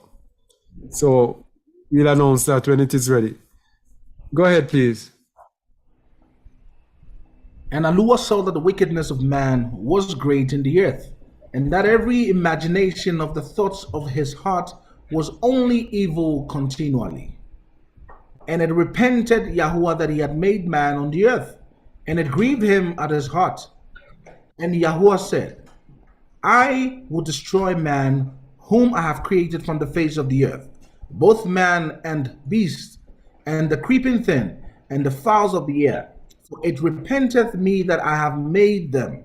So the Most High is going to come with a destruction, and he's going to do it again. It's called the day of Yahuwah in this end time. All right? A big destruction. But verse 8 says, But Noah found mercy or favor in the eyes of Yahuwah. so with the destruction as it is going to be today in the days of Noah, there are going to be those who are going to find mercy. And there is something unique about Noah.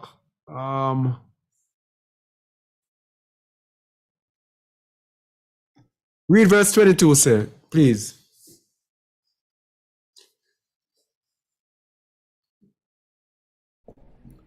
Thus did Noah, according to all that Yahuwah commanded him, so did he.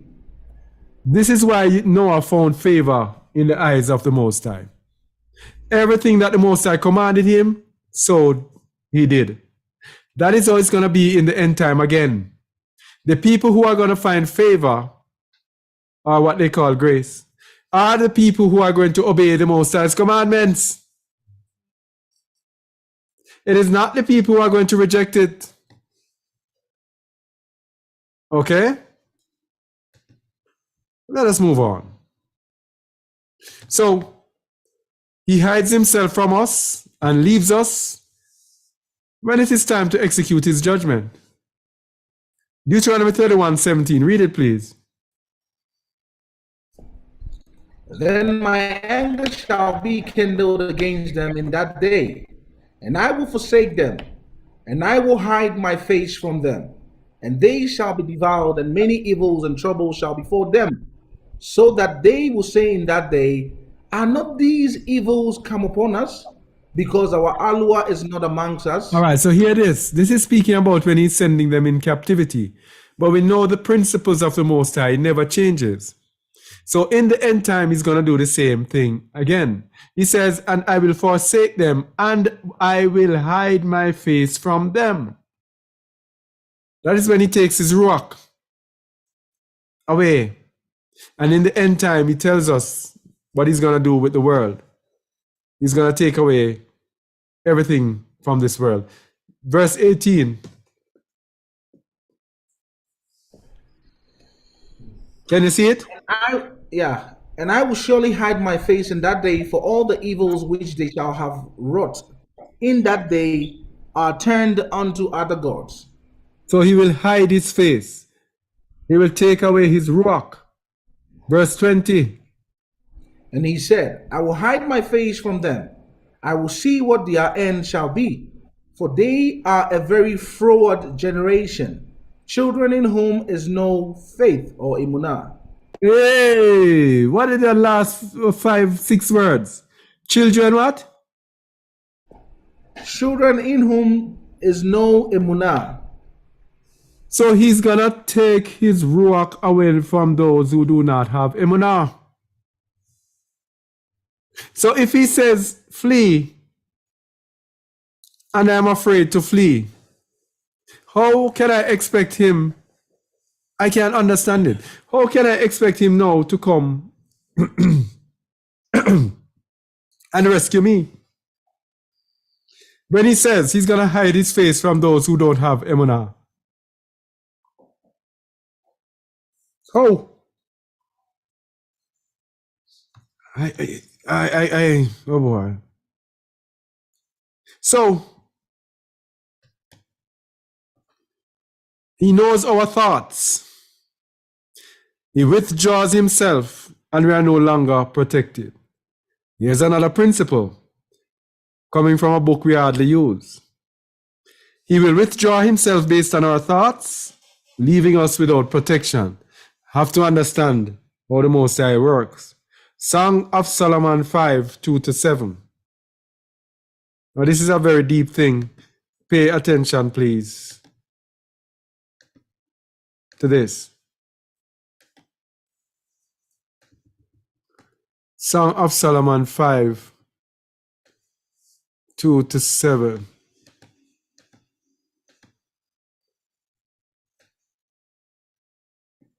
Go ahead, Ak.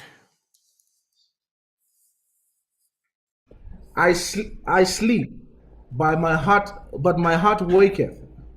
It is the voice of my beloved that knocketh, saying, Open to me, my sister, my love, my dove, my undefiled, for my head is filled with dew, and my locks with the drops of the night. So this is the Most High calling to his people, to Yasharal. Knocking and saying, open up to me. But here is what she responded and said. Verse 3. I have put off my coat. How shall I put it on? I have washed my feet. How shall I defile them? Hey. So after the Most High call, she thought, I've already taken off my coat. I'm going to put it back on. I've already washed my feet. How shall I go back outside and defile them again? Yeah? This is when the Most High calls us. And we find some form of excuse. There's something we're doing in our life that we cannot disrupt. When the Most High calls us, he expects us to just drop everything and move. This is when there's something in our life that has us. But I have to do this. But I have to do that. But I have to do that. So verse 4 says, My beloved put in his hand by the hole of the door, and my bowels were moved for him. So guess what now? The Most High made another call. And this was when she was moved. This was when she decided to move. The first time she hesitated. Yeah? And this was time she moved. But verse 5 says, I rose up to open to my beloved, and my hands dropped with myrrh, and my fingers with sweet smelling myrrh upon the handles of the lock. probably got up, putting on myrrh and all of those things, sweeting up, getting prepared, getting ready, getting everything in order, everything perfect before she opened up to the Most High. And let's see what happened. Verse 6. I opened up to my beloved, but my beloved had withdrawn himself and was gone. My soul failed when he spake. I sought him, but I could not find him. I called him, but he gave me no answer. You see that? Yeah. So because she hesitated, because she went about fancying up herself, when she was ready to open, Most High withdraw himself. No, you take too much time. I am priority. What are you doing, wasting time? Yeah? I sought him, but I could not find him. I called him, but he gave no answer. And guess what? All the protection gone. Hear this now. Verse 7. The watchmen that went about the city found me. They smote me. They wounded me. The keepers of the walls took away my veil from me. You see? Yep. This is the principle. When he takes himself away, you are totally unprotected. Totally. And we know what we expect in Babylon. They have built their camps. When you refuse to take their thing, they are going to persecute you, lock you up. There is going to be one piece of tyranny we have never known before. One piece of madness and chaos that we have never seen upon the face of this earth. Yeah? So now that the Most High has knocked, what are you doing? Are you going to wait until he locks you out and until the watchmen come and start to beat you?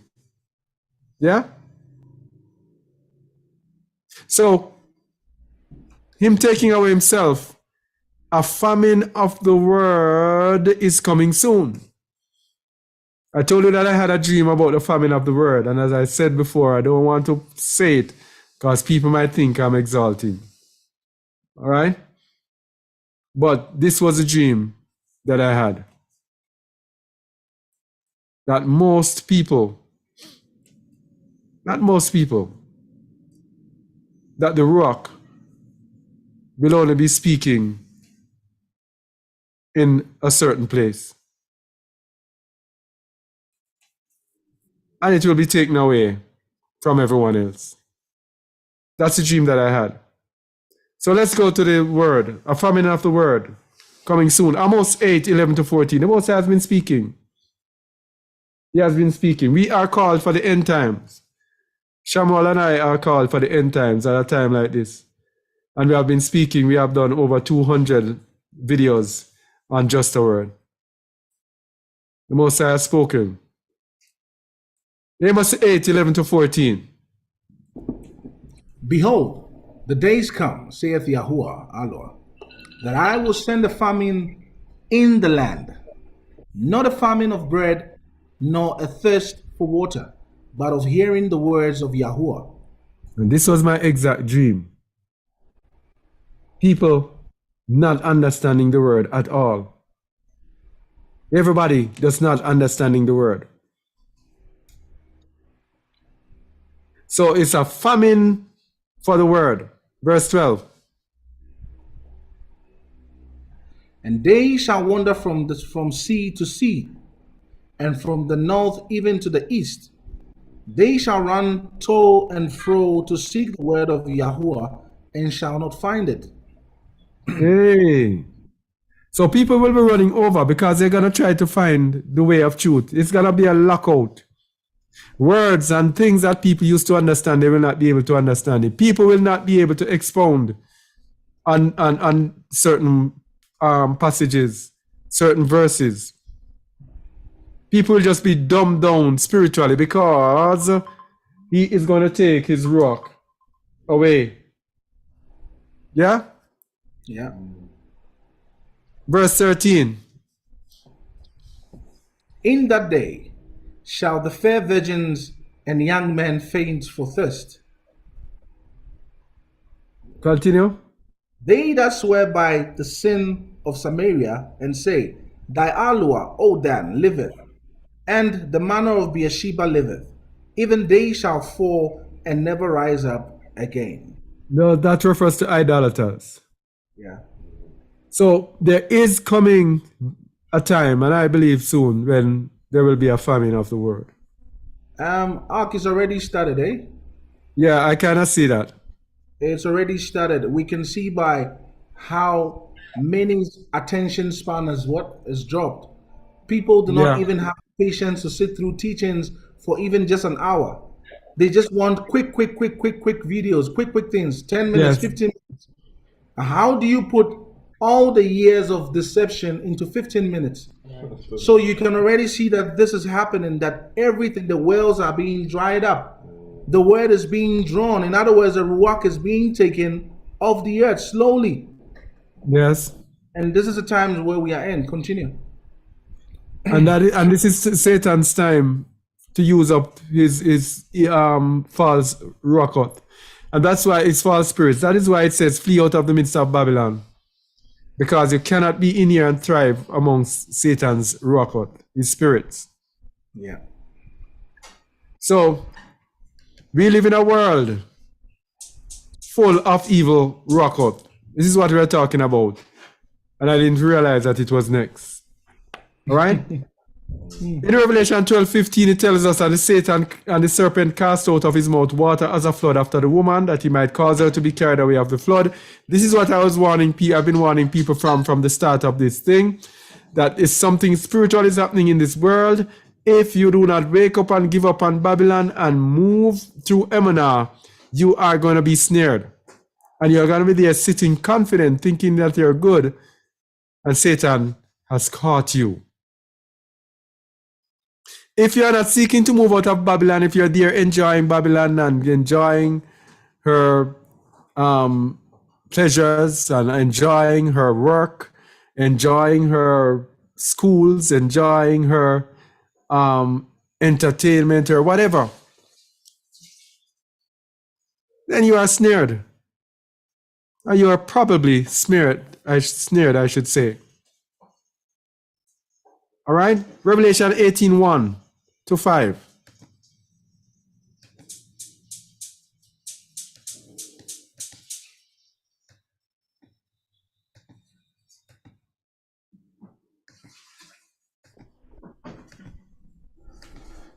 Go ahead, please.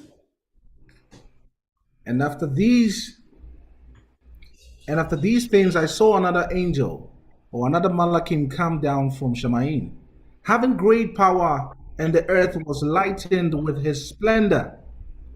And he cried mightily with a strong voice, saying, Babylon the great is fallen, and has become the habitation of devils, and the hold of every foul spirit, and the cage of every unclean and hateful bed. So here are the rockot, here are the spirits that we are dealing with today. Babylon, that is the world that we live in now, is the habitation of devils. It is the hold of every false spirit. That means every false spirit here is in Babylon. It is the cage of every unclean and hateful bird. It's a cage, and when you have a cage, that means it's locked in. So every form of uncleanness is in there, mixed up. That is the world we live in, people. And these are the ruachot that are impacting us today, encouraging us not to flee, controlling the minds. I have seen people's minds controlled before my very eyes. I have seen people turn against this call to flee Babylon, and you hear them speaking, and you hear serpent, you hear Satan speaking through them. I said, but that is not the person that I knew. You know, literally the serpent, the people speaking like Satan speaking in Genesis 1, in Genesis 3. I cannot believe it, what is happening. So when you hear me talk, people, it's not a joke. It is a serpent. That's why you got to come out of her. The Most High, through his mercy, is telling us, come out. Verse 3. For all nations have drunk of the wine of the wrath of her fornication, and the kings of the earth have committed fornication with her. And the merchants of the earth are waxed rich through the abundance of her delicacies. Verse 4. And I heard another voice from Shemaim, saying, Come out of her, my people, that ye be not partakers of her sins, that ye receive not of her plagues. You see, as long as you're in her, you're going to partake of her sins.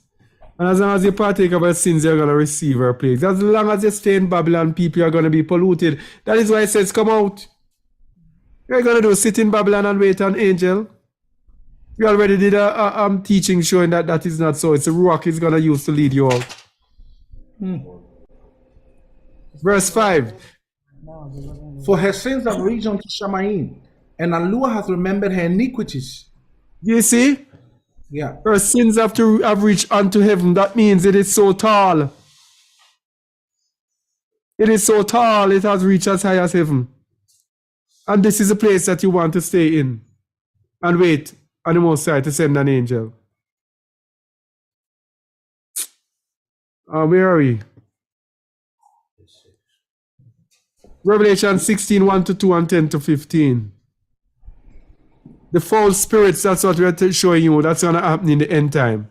We are showing evidence in the Bible that tells you that foul spirits are going to be here all in the end time. This is the time of the mark of the beast. This is the time of now. 1 to 2. Read, please.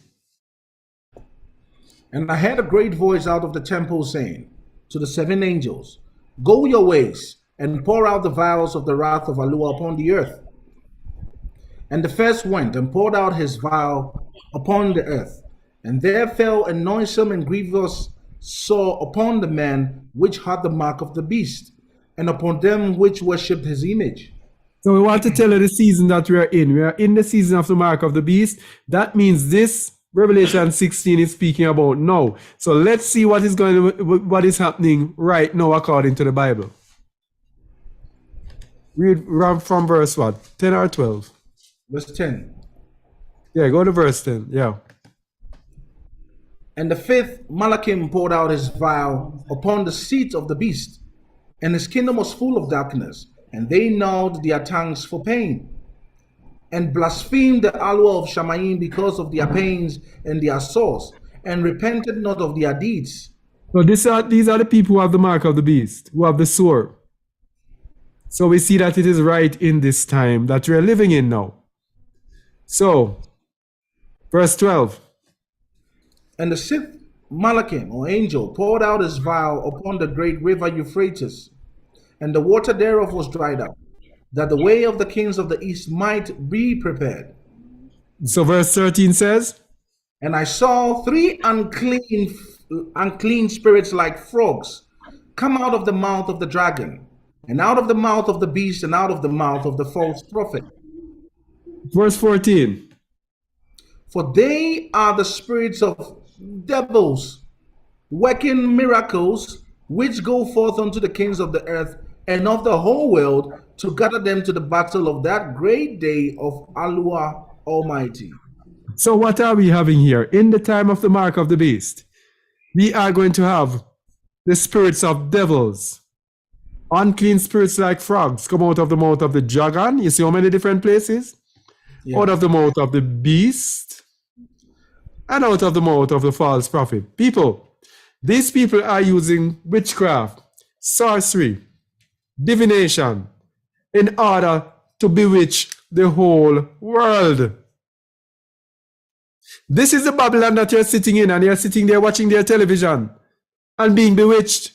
No wonder we don't have his ruach. No wonder his ruach is not in us. Because the television is one thing that they use to bewitch us. Number one.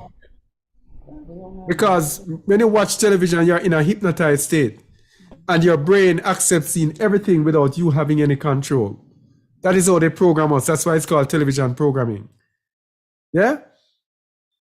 So these unclean ruach, unclean spirits, are the spirits of devils working miracles to go forth unto the kings of the earth, the leaders, and of the whole world. That means everyone in the world is at the mercy of these ruach. That is why we're telling people that is what is happening to us, why everybody's sleeping. This is why you don't want to flee. Or you don't have the strength, and you're fearful, and all of that. That is why when Hamashiach comes, he said, will he find faith on this earth? Because he knows that these things will be happening. So we are telling you that these things are happening. Come out of her, my people. Now, yesterday, our sister gave us an heads up on this unclean spirits like frogs. It's very important. So we're going to show you how they use these unclean spirits like frogs to bewitch the entire world into taking the mark of the beast. So to find this out, we go to Shemoth 8 verses 1 to 6. The same spirit that captivated the world to take the mark of the beast in their arm. Shemoth 8 verse 1 to 6.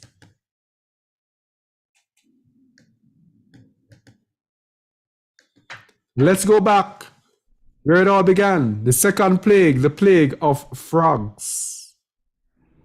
Read please, Ak. And Yahuwah spake unto Moshe, Go unto Pharaoh, and say unto him, Thus saith Yahuwah, Let my people go that they may serve me.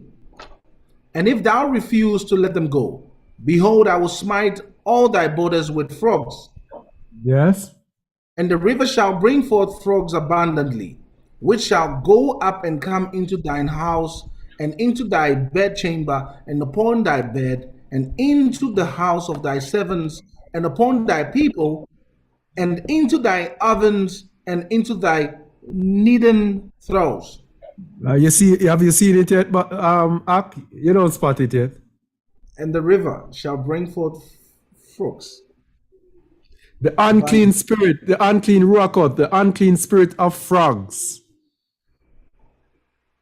that we saw in the book of Revelation was related to the mark of the beast. What the Most High did here, Satan came and did the same thing, and he just switched it around. The river refers to ruach, spirits. Yeah. So the ruach, the river, the unclean spirits brought forth frogs abundantly, which is the spirit went out to the earth and convinced everyone to take the mark of the beast. And the frogs, the unclean spirit, came into our houses. It came into our bedchambers and upon our bed, because almost every one of us has somebody in our house, and upon our bed even, who took the mark of the beast. And into the house of thy servants, the servants took it, our people took it, it went everywhere. Mark, Yeah, I think you missed out the first part. yeah, So, and the river shall bring forth the frogs abundantly. yeah, All right. So, guess what? Babylon announced a pandemic. yeah, And then guess what? Fear gripped everyone in their homes, Yes. in their bedrooms. They were scared of one another. yes, All right. People were hiding themselves from their own family members like they were plagued with a disease. yes. Oh, So it yes, says- yes. So it says, which shall go up and come in thine house. So in our house, guess what was happening? We were being separated. Others were sleeping there on the floor. Others were in one bedroom. We were, this spirits were working even in our homes Yes, and into their bed chambers. People were still in their own homes lying on their bed and they were still scared. And upon thy bed and into thy house of thy servants. So this fear was what literally caused everybody, the torment was what caused everyone to hearken to the lies of Babylon, the spirits, this Yes. frog, to go and take the mark. So he caused it all. So the fear Yeah. that the spirits brought onto the people is what caused them to go do what? Is what caused them to go yield to the mark of the beast. yes. So this is why, Yeah, go ahead. yeah. So this is why there was a point in time, Ak, when I was there, and you're trying to tell people, and it was like I said it. I said, no, these people, they are bewitched.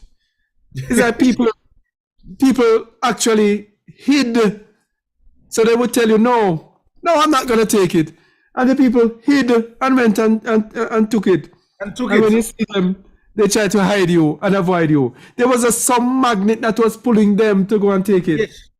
Yes. Yes. Very, very true, Ark. So what I'm saying is that these ruachoth are around today. And the most dangerous one affecting us right now is the Revelation 12:15 one. Let me go there. Revelation 12:15. This is the most dangerous one here today.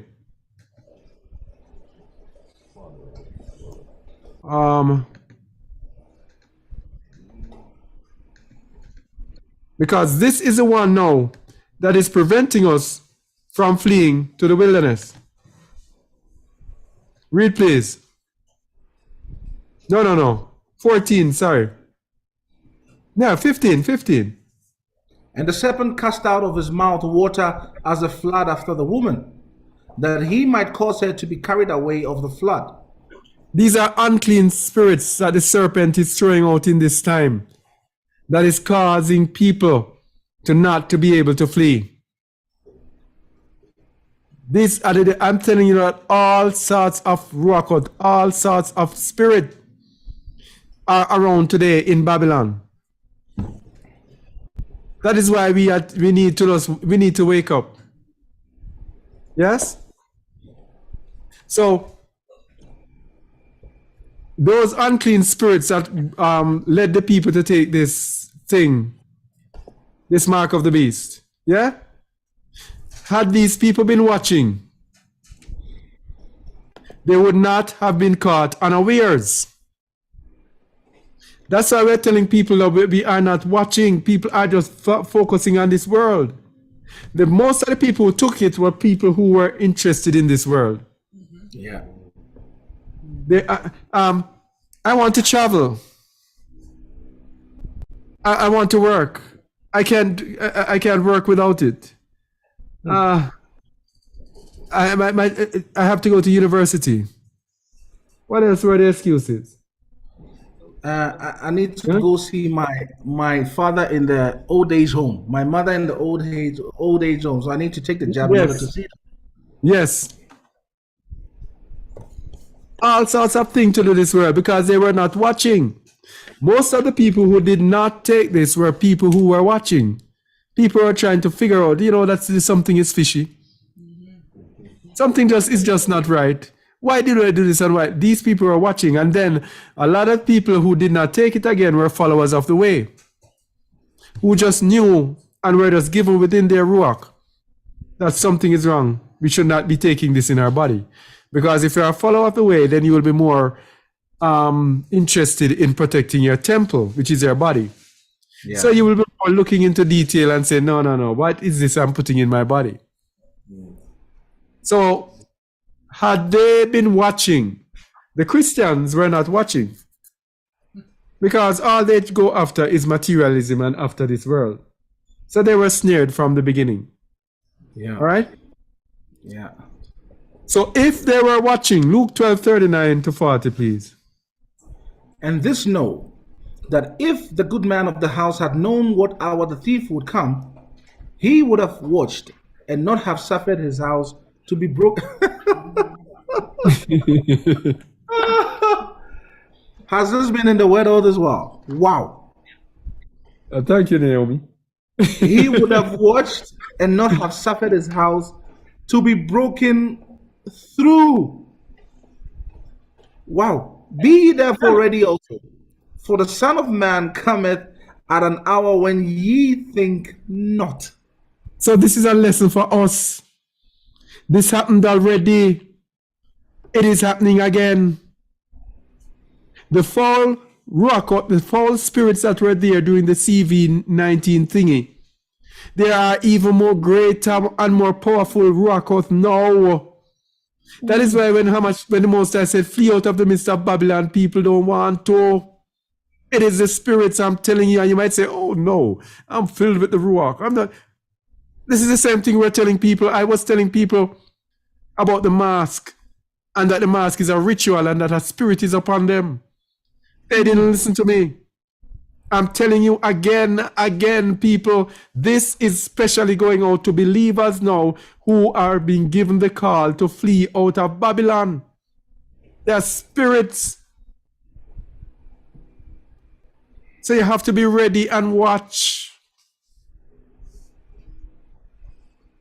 And Luke 21:34-36, we cannot have a presentation without it, it seems. It's over there on the right. You can read it for yourself. Watch and pray. Yeah, go ahead. No, they can read it for themselves. We use it so many times. Watch and pray always that ye may be accounted worthy to flee all these things that shall come to pass.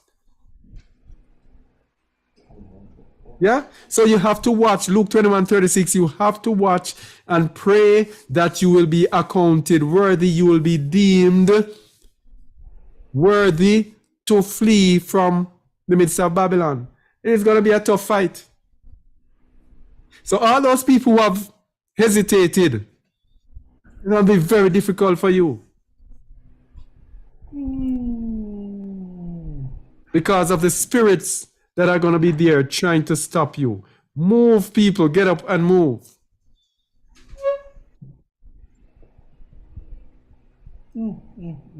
So what is the solution? Because hear this now. We have been calling to people for ages to come out of false religion. We have been calling people for ages to come out of Christianity. People were snared because they were Christians. Just because they were Christians. The pastors encouraged them to take the mark. The centers were church thing. Church people just facilitated everything to do with this. And we're rewarding them, leave Christianity. So, if there is a Christian that is watching this, if you remain a Christian, you're almost certainly going to be snared. Because Christianity is a lie. And you're following a lie. And the Most High says when he speaks, and if he speaks for a while, and you do not hear, it's going to give you a strong delusion that you believe a lie. So today, we just want to show people, and we spoke about this morning, about the true way of righteousness. So the solution is to follow the way, follow the true way. For those people who are not followers of the way. No, we are not saying that just by following the way you will overcome, because let me tell you something right now, most people who follow the way are struggling to flee out of Babylon. But following the way is a start. So, we have to know our destination. Our destination is Revelation 14:12. Here is the patience of the saints. Here are they that keep the commandments of Yahuwah and the emunah of Yahusha. That is, of course, having the oil in our lamp. So we have to get to the point when we keep the commandments of Yahuwah and have the faith or the emunah of Yahusha. But how do we get there? How do we get there?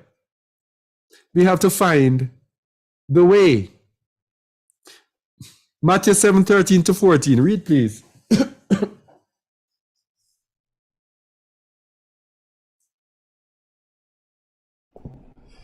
Matthew 17:13-14.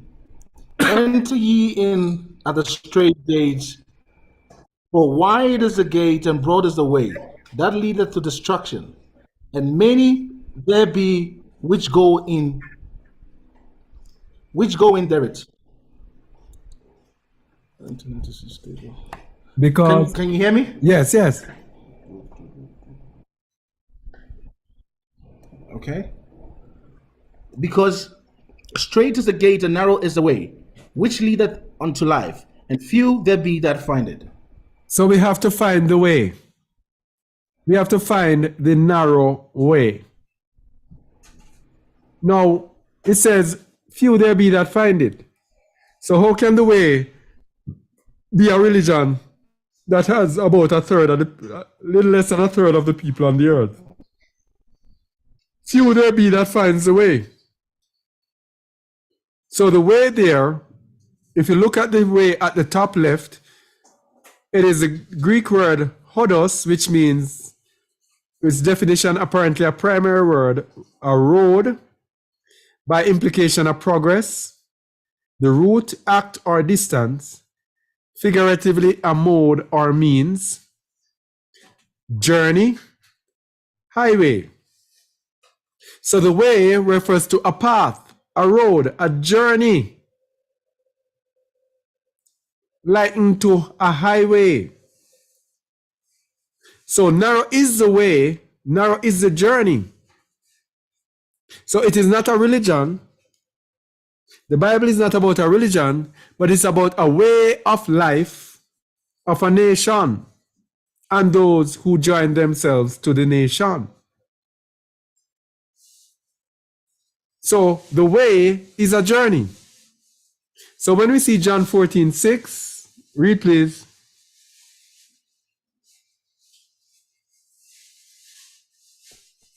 Yahusha saith unto him, I am the way, the truth, and the life.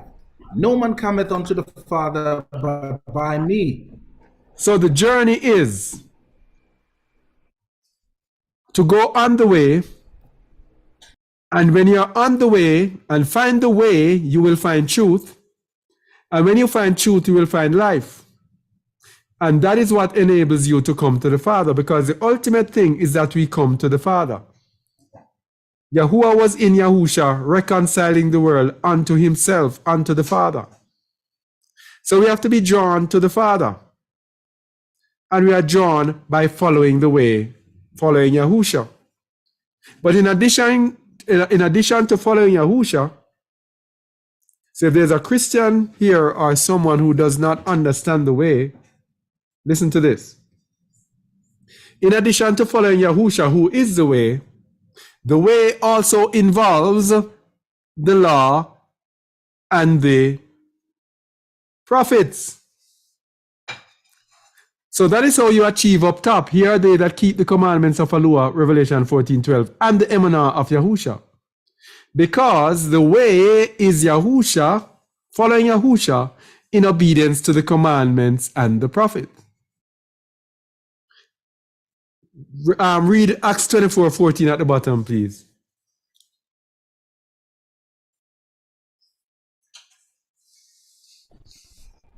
All right. But this I confess unto thee, that after the way which they call heresy, so worship I the Allah of my fathers, believing all things which are written in the law and in the prophets. So the way, which they call heresy, there is a strong word, because the Jews thought that the way was heresy, to be saying that you are following this man they call Yahusha HaMashiach. So the way involves the worship of the Father by believing all things which are written in the law and in the prophets. So this is the true way. And the true way, it is Yahusha who enables us to walk out the law in the Spirit, which is why we get here, Revelation 14:12. And which is why we get Romans 8 when he says, you are not in the flesh, but in the Ruach. So we walk out the law in the Ruach, in the Spirit. So Jeremiah 31:31-33 tells us how Yahusha enables us to walk out the law in the Spirit. Jeremiah 31:31-33. Read, please. Behold, the days come, saith Yahuwah, that I will make a new covenant with the house of Yasharel and with the house of Judah, not according to the covenant that I made with their fathers in the day. You want to go ahead and say something? Oh no, let me put it on where it can be seen. Yeah, go ahead. Behold, the days comes. Okay, not according to the covenant that I made with their fathers in the day that I took them by the hand to bring them out of the land of Mitzrayim, which my covenant they break, although I was an husband unto them, saith Yahuwah. So the covenant, of course, here is with a nation, as we were saying. The covenant is with the house of Yashar and with the house of Yahuwah. It's not with a religion. All right? So let's see what the new covenant will entail. Verse 33. But this shall be the covenant that I will make with the house of Yasharal. After those days, saith Yahuwah, I will put my law in their inward parts, and write it in their hearts, and will be their Alua. They shall be my people. All right, so this is where Hamashiach comes in. He allows the law to be put in our inward parts and written in our hearts. All right, so this is how you get this.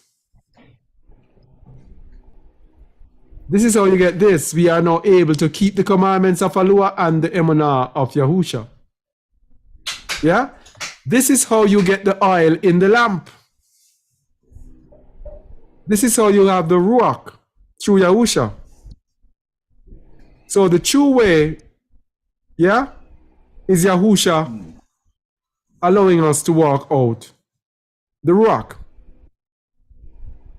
So in order to have the oil in our lamp, as we had said at the beginning, we must be born of water and the ruach. So the question, how do we begin the process? The process starts here. So for those who don't understand how to follow the way, this is where the process begins. This is where the covenant begins, but it does not end here. This is where it begins. Acts 2:38.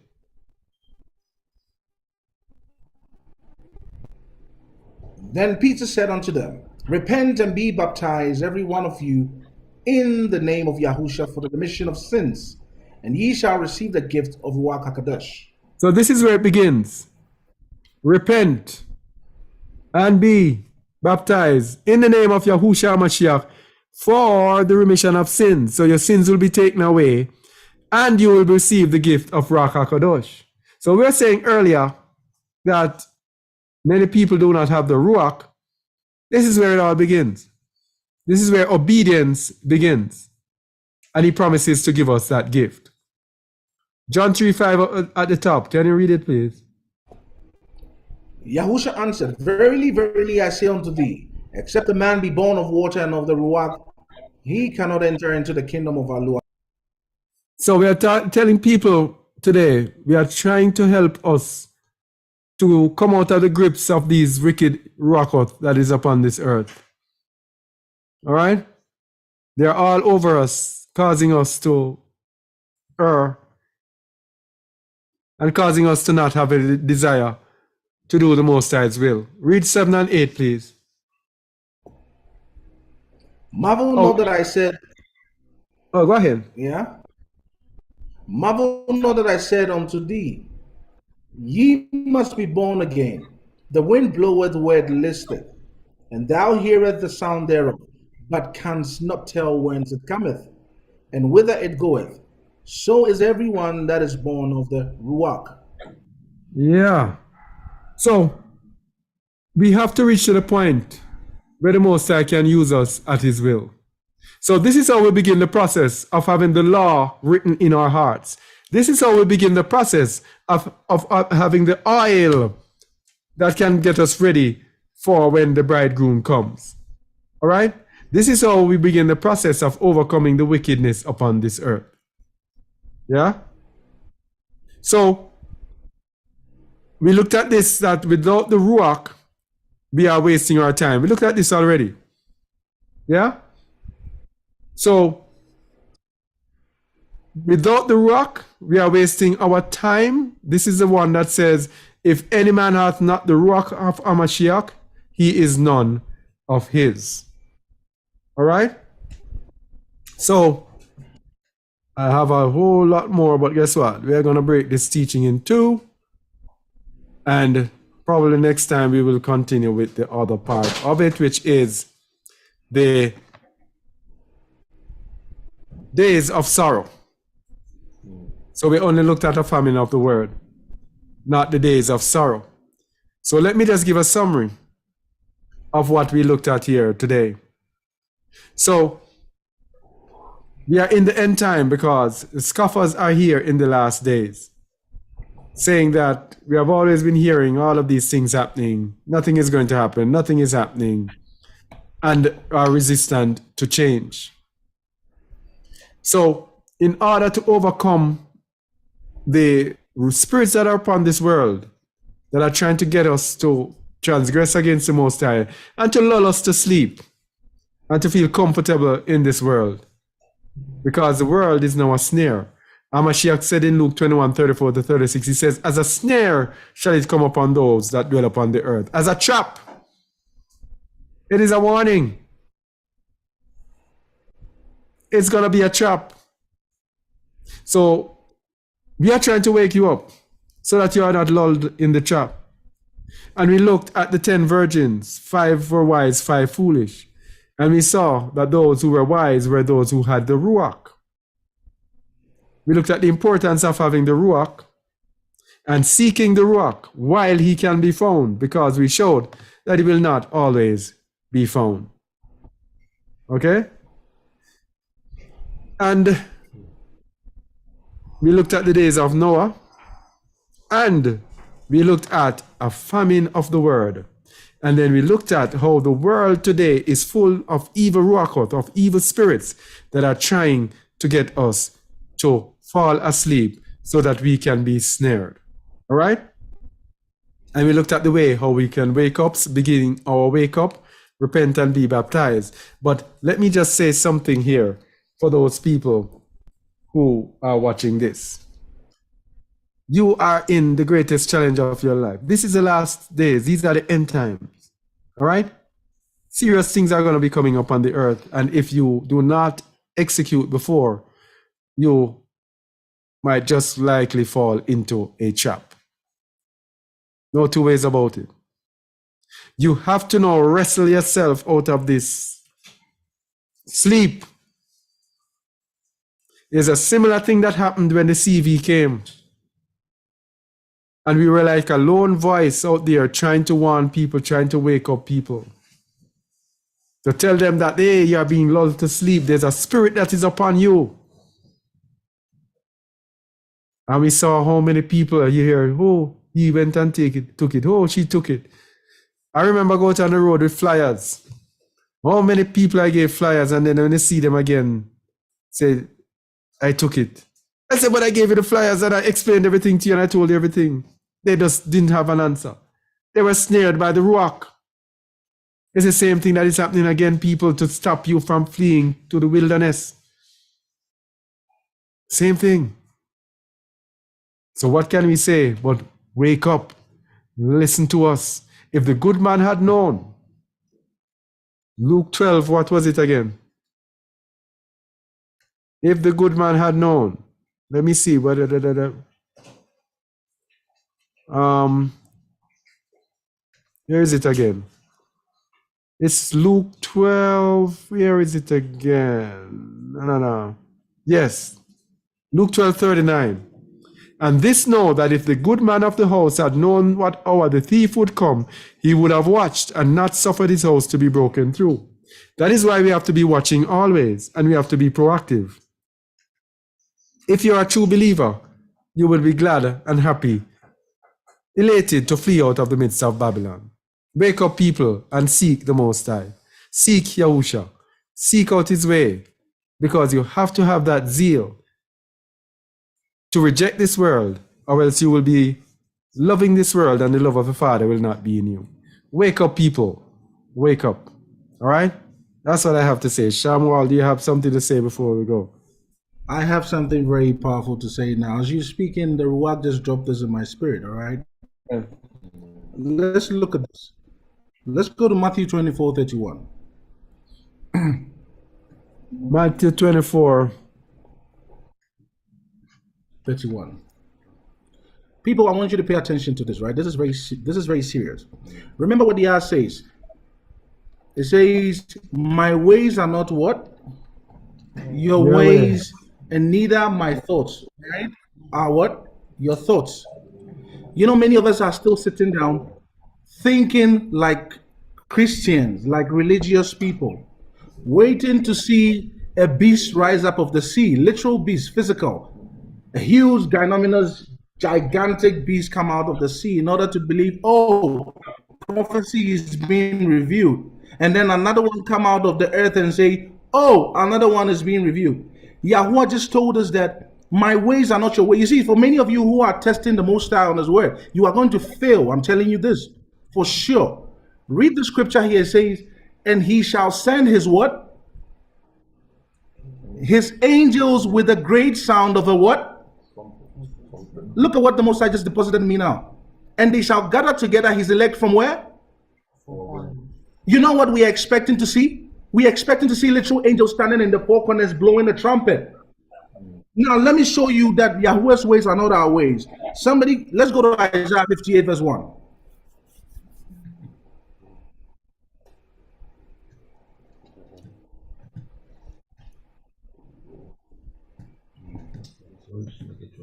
What is it saying? Isaiah Cry 58 aloud. verse 1. Spare not. Cry out. Who should cry out aloud? His people, his prophets. His prophet. All right. So pay attention to this one. Everyone should pay attention to this. Cry out aloud. Spare not what? Spare not. Lift up thy voice like a what? Trumpet. And show my people what? All right. Let's go back to Matthew. Let's go to Matthew 24 verse 31 again. So the Most High says, he says, he shall send his angels. Let's look at the Strongs for these angels here. To know whom the Most High is going to speak through to gather his elect. Who is an angel here? Let's look at it. If it's what we've been thinking. Let me get it on there. No.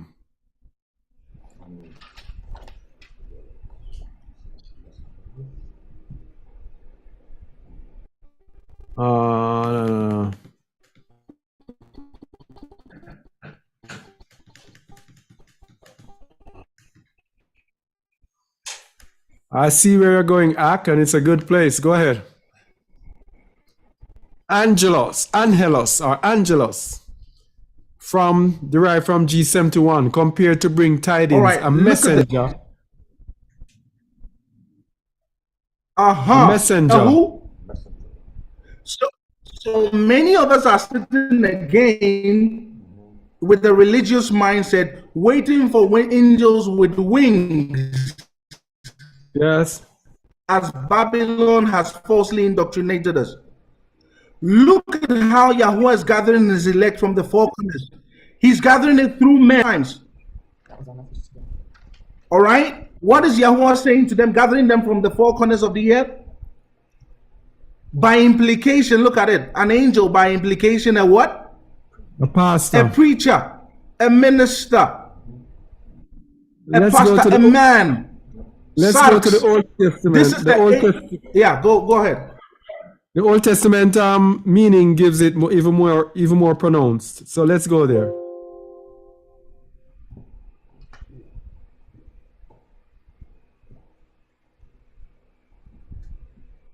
All right.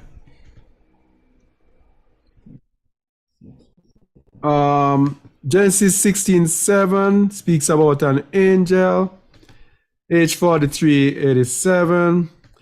Angel there is Malak, from an unused root, meaning to dispatch as a deputy, a messenger, specifically of Yahuwah, that is an angel, also a prophet, a priest, or teacher, ambassador, angel, king, messenger. Do we see what Yahuwah is saying to us? Do you see how the Most High is working? Nothing as your imagination. Do not lean to your own what understanding, but in all your ways acknowledge him. You see why people are looking at these ordinary men and cannot grasp the message to flee? Because the religious mindset or the religious lens or cap is on. Look at how the Most High is gathering his people. Look at it. Those who say we are waiting for an angel. And this is why Brother Kazak said in the beginning that it will sound like what? It will sound like these people are bragging. Do you really believe we want to brag? Do you really think this is about bragging or is about saving lives? You miss the understanding. Only a good understanding of all they that do his commandments. Brother Kazak's dream is pointing to something very important, the famine of the word. You realize that there aren't many channels speaking about fleeing? How many of you realize that? Do you know why there is? The Most High loves all of us so much. He says here in verse 31, he shall send his angels, his ministers, his what? Ambassadors, his prophets, his priests, with a great sound. How is the sound going to come? Like a trumpet with their voice. They're going to cry out aloud and spare not. Yes. And they shall gather together his elect from where? From the four winds of the earth. Look at what we are doing. From one end of the Shamayim to the other. And people are sitting and are waiting for literal angels to what? Because you have not eyes. The spirit of truth whom the world does not know. Why? Because it does not see the Most High, nor neither does it know the Most High and his doings, his ways. Look at it. Look at this word here. Look at this. The angels here is going to blind those who are simple-minded. He's going to use his prophets. He's going to use his people, his servants, to call you, to gather you. And those who have his rock in them are going to be able to hear. And when they hear, they are going to move. I pray that you understand this one, and I pray that you've gotten this one. This one just came freely from the Most High, and I give him all the praise. Shalom. Shalom. All right, let me get this thing going here. All praises to the Most High. What can we say? All right. Just want to thank you all for watching. Only hope that this made some difference in us and a difference in all of us who are out there. And we just continue to speak the word, all right? So please comment, like if you like, and share if you care. Please share the video, and please subscribe if you have not yet subscribed. All right. So this was a longer teaching, but we have decided to split it up and leave the other part for another time. Don't know if it will be next time. All right. So I want to thank you all for watching. Want to say a big shout out to each and everyone who spent the time here with us. All right. So until next time, just want to say shalom, shalom, shalom. Shalom to you out there on YouTube. All right. Shalom, everyone. Are there any questions on YouTube though? I forgot to ask. Are there any questions on YouTube? What? Who's that? What about him? Oh, Rico, we hear you. Oh. Ah, sorry. Any questions?